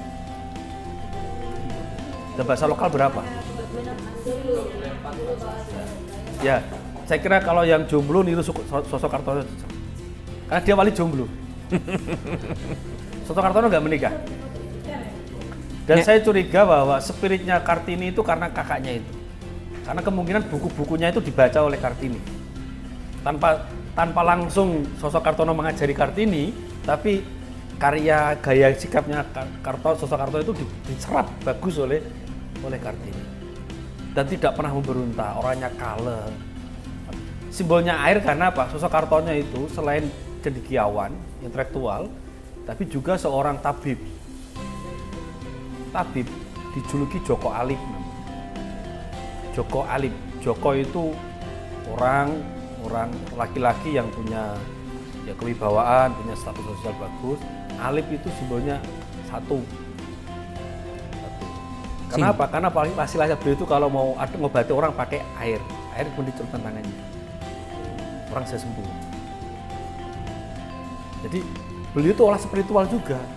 Ini yang mungkin aneh, alumni dari Barat yang notabene modernis ya anti spiritual yang seperti itu, tapi beliau pengamal spiritual kuat. Jadi lengkap, intelektualnya main, olah rasanya juga main. Beliau terakhir dapat jadi kepala sekolah apa yang di Bandung itu Ya, kan? taman siswa Tidak itu. lebih. Itu hanya untuk menutupi dirinya saja itu. Padahal itu kan backup-nya Soekarno. Soekarno konsultasi spiritual apapun ke beliau, tapi nggak mau ditempatkan yang di kepala sekolah saja. Itu kan hanya untuk menutupi status dirinya. Itu mungkin itu, tapi kalau saya lihat itu kalau sosok Kartono lebih ke ini apa? Amaroahnya itu auranya air. Dia bisa ngontrol diri dan seterusnya. Itu sosok. Sudah kesan? Sudah ke makamnya? Ketemu siapa? Dapat cerita apa?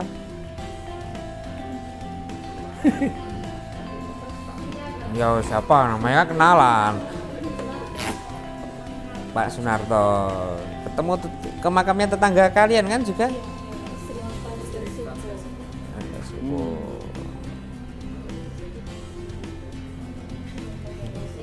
Itu sosok Kartono, Ya. orangnya seperti itu. Itu jomblo itu, nggak menikah. Pilihan hidup. Ya karena pilihan hidup. Bahagia. Kira-kira bahagia enggak sosok Kartono itu? Bahagia. Dan dia bisa memaksimalkan dirinya, ya kan? Bakti sosialnya kuat, maka ini kalau sudah dari pilihan apapun itu masih membahagiakan. Tapi kalau karena kondisi, karena faktor X, apalagi tak apa. Hidup itu karena pilihan pribadi saja. Jangan karena orang lain, jangan karena faktor yang lain. Kalaupun faktor lain oke, tapi bukan karena berangkat dari sana, tapi berangkat dari pijakan diri. Wah itu bahagia sekali. Kalau kita kayak ke Sunan Muria, kalau kita mau tinggal di hutan, jangan lihat sekarang, lihat dulu zaman Sunan Muria. Ada apa di atas? Kalau kita makan apa nanti? Ya itu tipologi orang bawah itu mesti kebetulannya gitu. Kita hutan makan apa? Karena kita nggak ada McD di sana, nggak ada gitu kan. Pasti gitu. Kita lupa bahwa Tuhan akan kasih makan bagi mereka yang selalu bernafas. Gitu. Udah itu aja. Wah, nyatanya sekarang malah ramai. Kalau mental kita kemudian nunggu, ya enggak lah. Tadi Topong Eli itu jadi role modelnya berani enggak? Dan jadi role model itu konsekuensinya besar. Dia harus menanam dirinya sendiri, bahkan harus pastikan bahwa dirinya bisa ada buah yang bisa diambil orang lain, baru menjadi role model. Kita aja berusaha nanam sudah baru kan? Karena kurang dalam itu. Oke, menarik ya. Ada tambahan lagi. Safal gimana? Kalau dari saya tadi Pak ada yang menarik, yang bisa dibilang saya alami juga di kampungku, yaitu mengenal tadi kehidupan sosial masyarakat Kudus yang terbagi dua wilayah, yaitu Kudus Kulon dan Kudus Wetan. Iya. Kalau di kampungku tuh dia kehidupan sosialnya juga terbagi atas dua. Tapi kita sebutnya kan nama kampung itu dia di Pulau Talaga. Jadi Pulau Talaga itu terbagi atas dua wilayah, Talaga 1 dan Talaga 2. Nah, versinya Talaga 1 ini masuk versi Kudus Kulon dan Talaga 2 masuk versi Kudus Wetan. Dan memang bisa dilihat pada kehidupan sosial di Talaga 1 itu mereka lebih untuk dari penampilan saja dibandingkan penampilan antara Talaga 1 dan Talaga 2 itu berbeda. yang seperti dijelaskan tadi bahwa penampilan untuk Telaga 1 itu dia lebih rapi, lebih bersih, sedangkan Telaga 2 dia kayak Apa adanya. seadanya. Terus pekerjaannya juga rata-rata rata-rata untuk Telaga 2 itu pekerjaan Kasar. pekerjaan kayak buruh dan lain-lain, pedagang kaki lima. Sedangkan di Telaga 1 itu karena memang fasilitas umum di Pulau Talaga, di kampung itu rata-rata di Telaga 1, mulai dari puskesmas, sekolah, kantor polisi, jembatan itu di Telaga 1. Makanya berbagilah dua kehidupan sosial Telaga 1 dan Telaga 2. Itu Iya. tadi makanya tadi saya lihat di saya pas mendengarkan mengenai kehidupan sosial masyarakat, terus saya berpikir bahwa itu mirip dengan Nah, dan itu setting sosial yang natural seharusnya, kasus di Kudus ya, itu adalah setting sosial yang natural antara keterwakilan Sunan Kudus di kawasan itu dan Sunan Muria di kawasan yang lain. Seharusnya natural, tapi akan menjadi strict dan terlihat jelas itu ketika kolonial. Belanda yang kemudian memperjelas batasan itu dengan menempatkan orang-orang Arab, orang-orang pendatang ke kawasan Kudus Kulon. Maka elitismenya kan kelihatan. Kita tahu bahwa Belanda itu kan juga memanfaatkan orang-orang itu untuk status sosial. Dan orang-orang yang pribumi ditaruh di kawasan Kudus Wetan. Yang dibuat segmennya itu adalah orang yang pemberontak, mental bodoh, orang bawahan, buruh dan seterusnya. Ini bagi mereka itu penting, orang Belanda kolonial saat itu membaca dengan cara itu agar terbaca jelas gerakan-gerakan orang pribumi. Jadi dulu itu natural, tapi kemudian menjadi settingan sosial politiknya Belanda, kemudian mendiversifikasi ya, pisah seperti itu dengan simbol simpang tujuhnya itu. Simpang tujuh itu simbol pembatas karakter, tidak hanya kedar kelihatan ramai ada Ramayana di sana. Orang-orang sosial tuh bacanya itu, oh ini benteng teritorinya Jerman itu, tembok Berlin itu ini, tembok Berlinnya orang Kudus itu ini.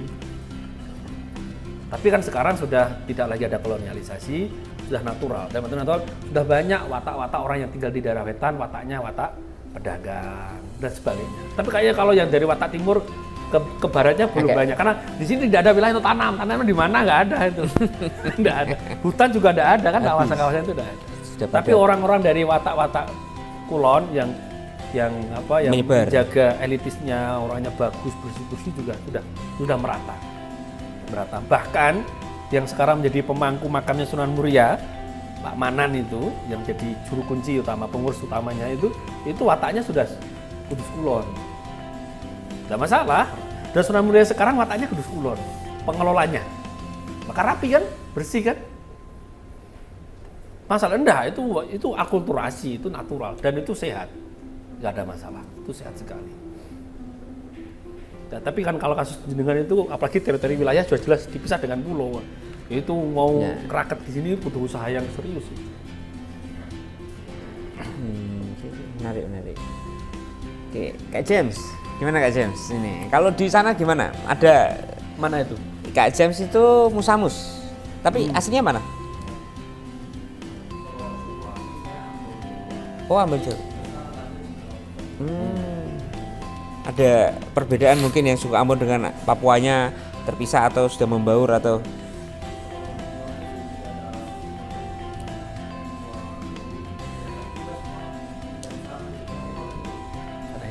gitu.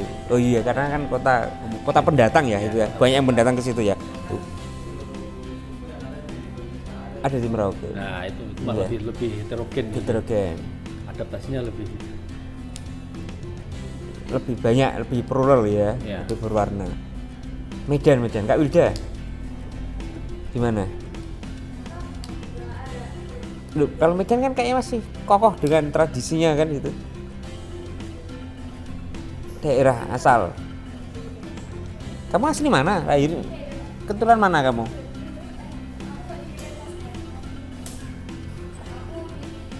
Jadi yang nggak sukses GPS ya?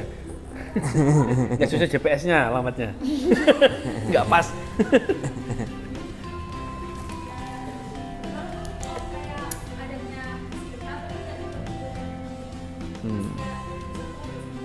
Batak semua. Kak Petra belum ada suaranya. Gimana? Ambon gimana Ambon? Kan sempat muncul kisruh-kisruh kayak di Poso gitu kan, dulu kan ada Ambon kan sempat ramai ya itu.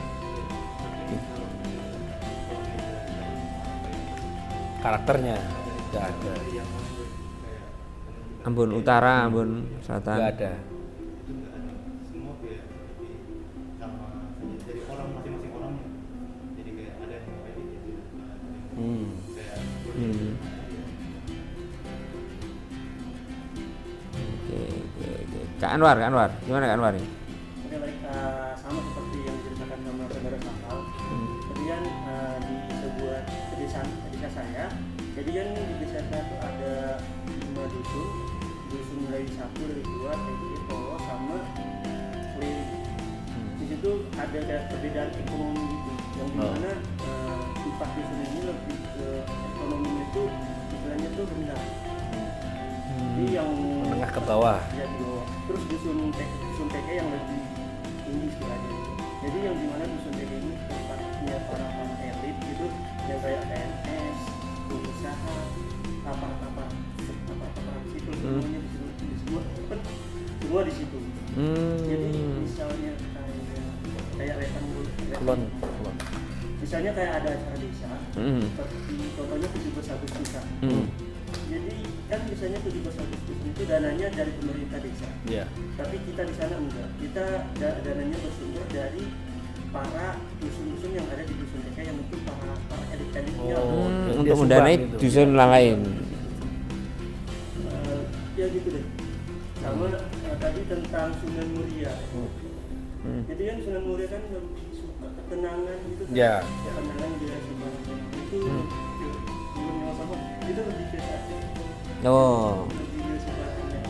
ya sekarang ya. Kalau makan Ya. bareng suka tapi. Ya itu ada kan, itu karakter orang Ya. ya, karakter orang. Dan Wali Songo emang ada yang seperti itu. Ada yang di tengah pusat kota, ada yang ke pinggir. Karena saya kira bisa belajar di situ. Keunikan masing-masing gitu Iya. ya. Kak Lamria. Gimana Kak? Medan gimana Medan? Kamu orang mana? Nah, itu gimana?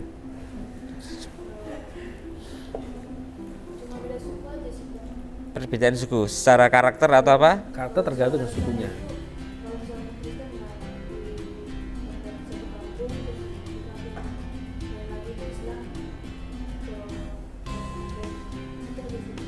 Secara karakter mungkin?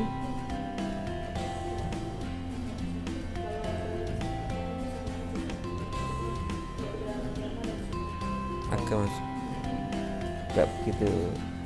Kak Angel ini sama Medan, semua banyak ini Medan bedol desa Medan. Oh, Nah ini Kak Angel gimana?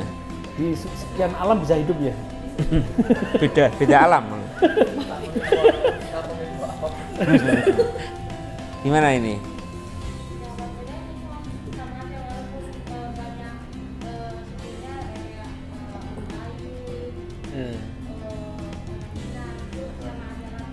Kalau secara karakter gitu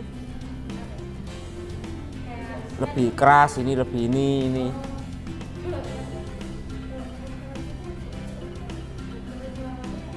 Semuanya. Walaupun dia keturunan Melayu, cuma suaranya juga keras kayak orang Batak gitu.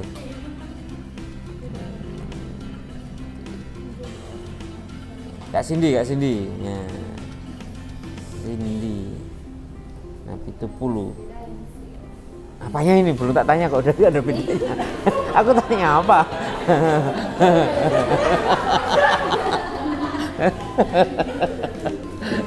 Nah, kalau tadi dari cerita tentang Sunan Muria dan ajaran-ajaran atau gimana? Apa sih yang kita menarik atau mungkin that's true gitu, bisa saya terapkan, bisa coba ngeli?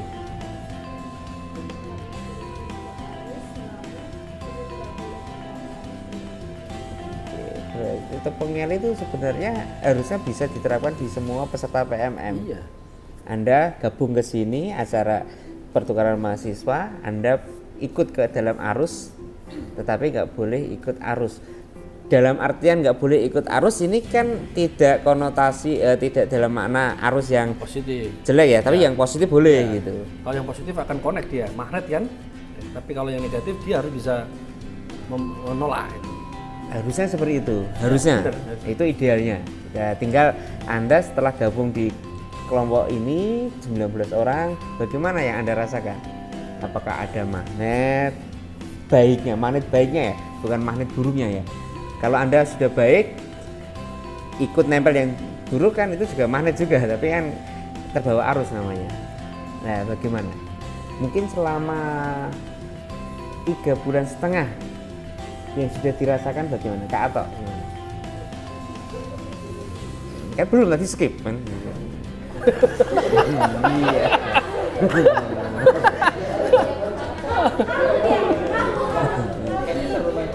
Iya. Jinem dia banyak jinem. Dia banyak berlalu. Bingung dia.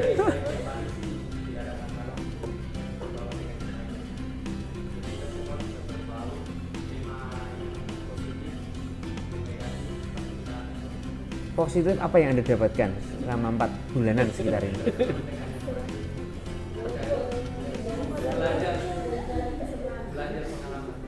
Belajar pengalaman. Yang mengena atau yang merubah Anda selama 4 bulan ini ada nggak? Kayaknya kok ada kode dari KTR. Ada kode dari KTR tadi jawabnya gitu. Pola pikirnya nyambung berarti. Lebih terbuka. Dunia tertutup. Oke. Kak Iman tadi skip Kak Iman. Gimana? Pengalaman 4 bulan bersama dengan orang yang nggak kenal sama sekali, beberapa kan paling yang jadi kenal paling cuma 3 atau 4 kan, lainnya nggak kenal kan.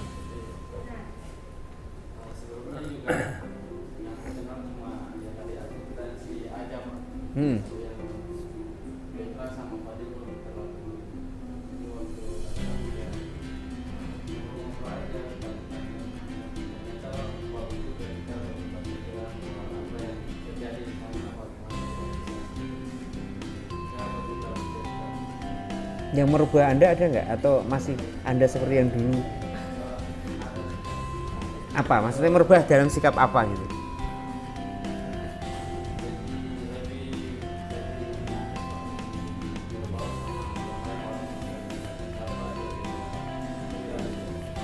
Lebih mudah apa menerima perbedaan atau malah lebih saklek?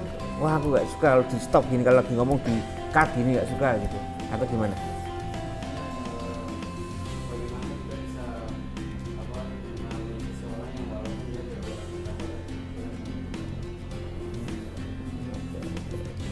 Kak Mario belum? Gimana? Kira-kira spirit G yang dijelaskan atau konsep-konsep G itu yang nyambung dengan pengalaman 4 bulannya di PMM ada nggak? Tadi kan ada banyak tau ngaji kan ada cerita ajaran-ajaran dari Sunan Muria, belajar Ji atau Susro Kartono yang ini nyambung dengan PMM ini saya alami selama 4 bulan.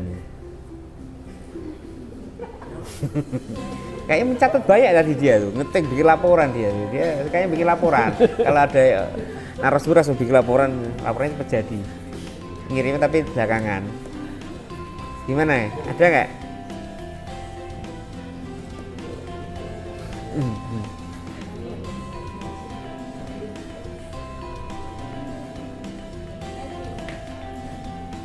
Bingung nggak Mario? Belum mulai. Kak Gloria deh kalau gitu. Kak Gloria belum ya? Kayaknya tadi ya. Iya, terlewati terus ya. Nah, iya tadi pertanyaannya sama. Jinum dia. Kalau ngaji ya, Spirit ngaji dari cerita filosofi ajaran. Ya ini nyambung dengan PMM yang saya alami sendiri. Saya harus begini. pertama itu selama saya merasakan kalau dalam itu kayak lebih ke bisa ibadah bersama teman-teman gitu. Dari dulunya kalau saya waktu kos di Banjarmasin saya lebih sering ibadah sendiri.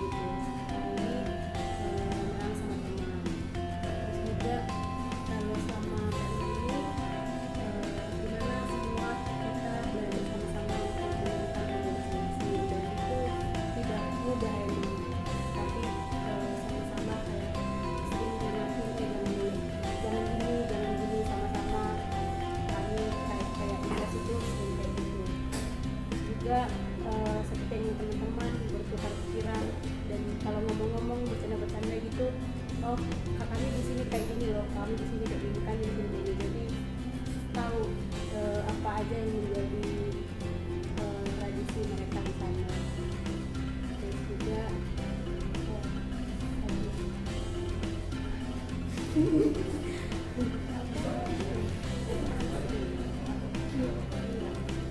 ya, terus dari pembelajaran hari ini mungkin yang belum disebutkan saya tambahi, yaitu tadi beliau menyampaikan bahwa kita tidak bisa terus berfokus kepada untung dan untung seperti itu sampai kita lupa kepada Tuhan kita sendiri, seperti yang tadi dicontohkan Pura-pura. oleh Muria ketika dia mendengar masih ada petani yang masih bersuara itu tidak ingat dengan waktu gitu. Jadi itu juga mengingatkan saya kembali supaya tahu waktu di mana hari ibadah, di mana kita juga belajar seperti itu. Oke. Biar nggak dikutuk. Ya. Karena biar gak dikutuk adzan kita dengerin adzan dulu. Kutuk jadi kaya. Nanti selesai adzan baru kita lanjut lagi sambil dinikmati ya Bapak. Loh, udah selesai adzannya? Oh, udah lanjut ya. Nah, sudah ternyata. Oke, Kak Dini. Astaga. Ya, habis jalan-jalan tadi. Ini keturunan Blora ini. Oh, dari Blora. Ya. Tapi datangnya dari Palembang. Palembang. Ya. Keluarga Samin. Suku Samin. Oh, anaknya Pak Saimin. Nah. Oh, saya kira dari suku Samin dah. Iya. Dari Pak Samin, dari orang Samin. Marganya Saimin, Pak Saimin. Oke, gimana? Kamu sukanya pakai baju hitam-hitam kayak orang Samin ya? Iya, orang Samin. Dia punya darah Samin. Ini dari Blora. Gimana Kak Dini? Ya.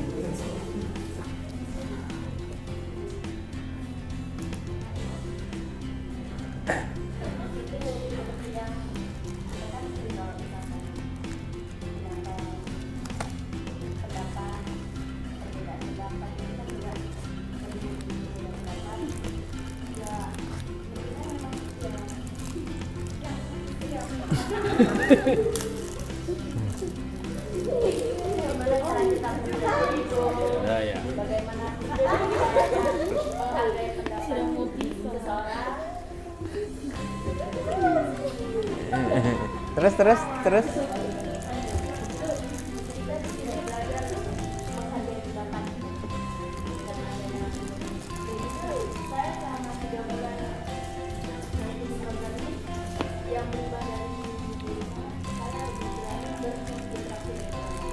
Yang dulunya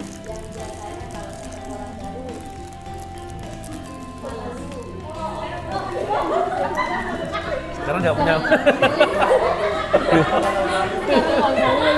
dulu pemalu, sekarang tak tahu malu.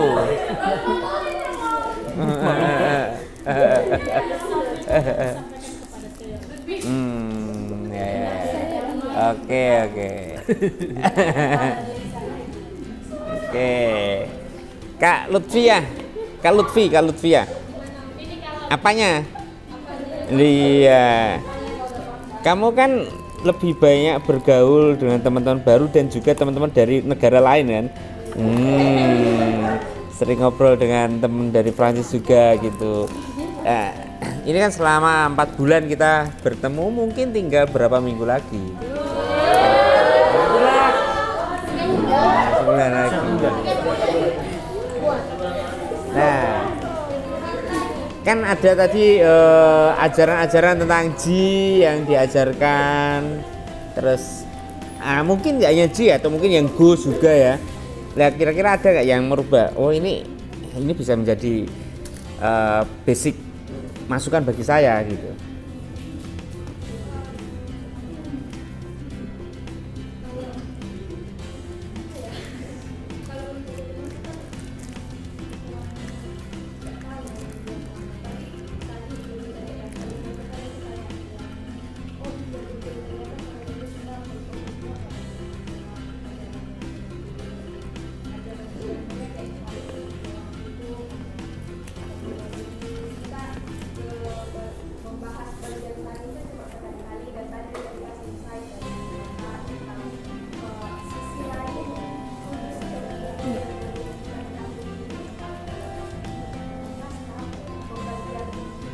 karakter.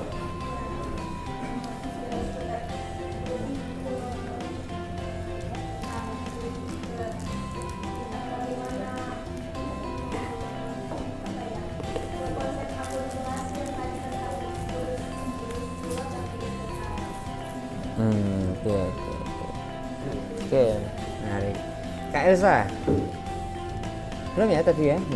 Gimana Kak? Apa yang ya sebuah journey yang baru, pengalaman yang baru, perjalanan yang baru 4 bulan ini gitu loh.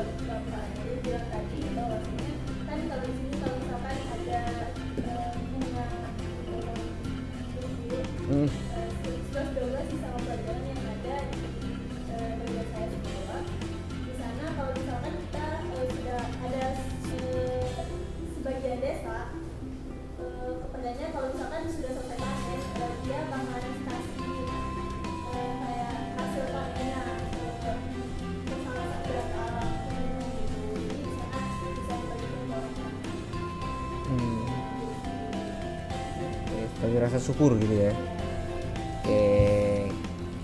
Apa ya? Kak Suci ya. Kak Suci tadi, oh ya Kak Suci yang sama tadi ya.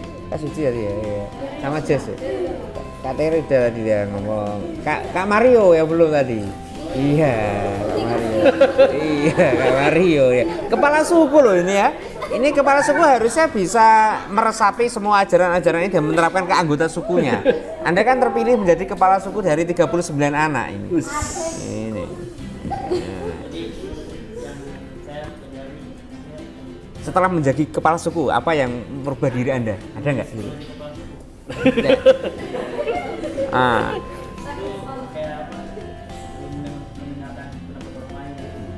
Lebih menurunkan ego sendiri karena saya juga sebenarnya juga suka dengan orang Wah, kepala suku. ini alarm untuk kalian ini.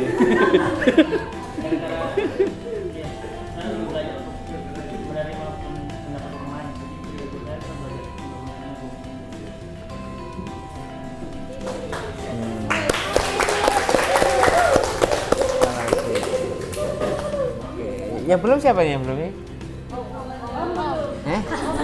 Oh sudah materi ya udah. Oke, kalau gitu kita sudah masuk ke closing ya. Closing kita hari ini cukup menarik materi inspirasi yang kita dapatkan dari beliau Pak Yai Dr. Ahmad Tajuddin Arafat, yang konsep dari cerita spiritual yang mungkin tidak termaktub dalam beberapa literatur yang kita baca atau kita lihat, jarang sekali ya. Bahkan kalau kita ketemu dengan teman-teman yang dari Solo kan agak berbeda tadi. Beberapa cerita-cerita baru yang kemarin walaupun kita ada sampai ke Solo dan lainnya, ada informasi yang baru gitu loh tentang Muria. Ya, tentang spiritualnya yang mungkin secara benang merahnya nyambung karena beliau memposisikan diri untuk menyendiri atau memojokkan diri di pegunungan, tidak terlibat di keramaian duniawi, perpolitikan dan lainnya. Nah, itu kan cukup menarik untuk bisa kita ikuti gitu loh. Dan dia mengirim murid-muridnya untuk berdakwah atau menyebarkan ilmunya ke bawah turun ke gunung. Nah, ini jadi menarik. Jadi menariknya bahwa kalau Anda ingin menjadi macan itu jangan jago kandang. Ya. Karena sudah ada macan-macan yang lain. Kalau Anda ingin jadi macan ya udah keluar dari kandang. Nanti Anda akan dihargai oleh orang-orang yang lain itu. Berarti jangan takut kalau Anda nanti melakukan eksplorasi keluar daerah, tidak di daerah Anda sendiri. Jangan takut itu. Nah, dari poin-poin materi yang disampaikan ada yang menarik tadi ya. Kalau Topongeri dari Sunan Kudus bermakna lebih terjunlah ke arus masyarakat yang ada di sekitar Anda, terjunlah atau bergabunglah dengan kondisi kelompok Anda, tetapi jangan terbawa arus dalam konten arus yang jelek, ya. Dan kalau Anda butuh ketenangan diri, tadi seperti ajaran-ajaran teman-teman yang ada di pesantren daerah Wetan, hindari makan daging. Jadi kalau Anda habis putus, jangan makan daging dulu, biar Anda lebih tenang. Nah itu nyambung ya, gitu ya. Oke.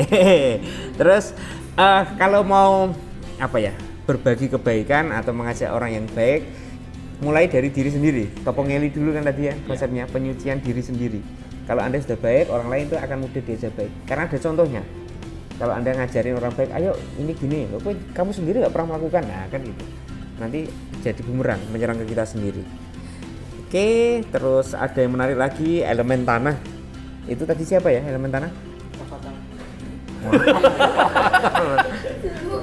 Sunan Muria. Kalau elemen air, Sosro Kartono. Menarik, kita tinggal nunggu siapakah elemen udara dan siapakah elemen api kan gitu ya. Iya. Oke, yang inti dari semua konten tadi materi hari ini, kita berterima kasih sekali lagi terhadap Pak Kiai Haji Dr. Ahmad Tajuddin Arafat. Kita berikan aplaus pada beliau. Oke, Mas Salam yang di tas itu ya konten yang perlu digarisbawahi, pilihan hidup itu membuat kita lebih bahagia daripada kondisi hidup.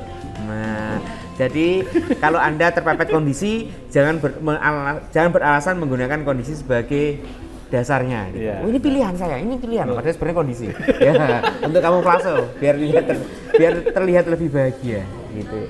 Oke, terima kasih. Ini ada titipan, ada kenang-kenangan dari teman-teman. Oke. Kita dulu. Ya, backgroundnya biar menarik ya. Nah, ini pakai HP juga, Kak Lutfi. Ini ada kenang-kenangan dari teman-teman, Pak Tajuddin. Piagam penghargaan narasumber inspiratif hanya didapatkan di PMM UMK. Oke. Ya, karena kalau di tempat lain tulisannya pasti bukan UMK. Oke. Kamera yang mana? Oke, sudah. Universitas Gunung Muria ya. Oke. Universitas Gunung Mengidul. Karena dari gunung ke selatan kan mengidul. Oke. Terima kasih. Oke, kita sampai di penghujung acara ya. Selanjutnya kita foto-foto bersama dulu nanti ya. Bersama Bapak narasumber. Terima kasih sekali lagi kami sampaikan kepada Pak. Mohon maaf kalau ada yang kurang berkenan dari tutur kata saya, sikap saya. Jadi ini bukan karena sengaja saya pakai sarung loh ya.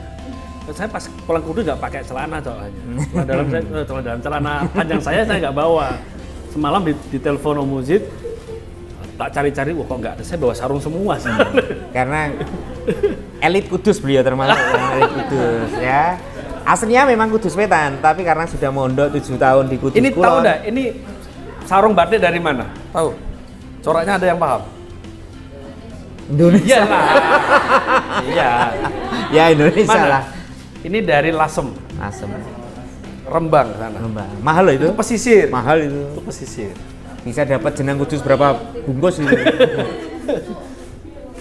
Ya. Udah pernah lihat sarung yang seharga 3 juta? Oh, lihat Tokopedia ada banyak.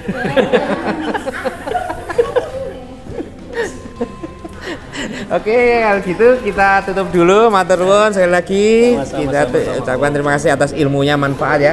Semoga yang baik bisa menjadikan pribadi teman-teman ini menjadi lebih baik lagi. Dan ini nanti menjadi murid saya yang saya kirim ke daerah masing-masing untuk berdakwah melanjutkan pelajaran-pelajaran kebaikan yang ada di sini. Oke, terima kasih. Matur nuwun dari saya. Selamat sore. Salam Om Swastiastu, Namo Buddhaya, salam kebajikan. Wassalamualaikum warahmatullahi wabarakatuh.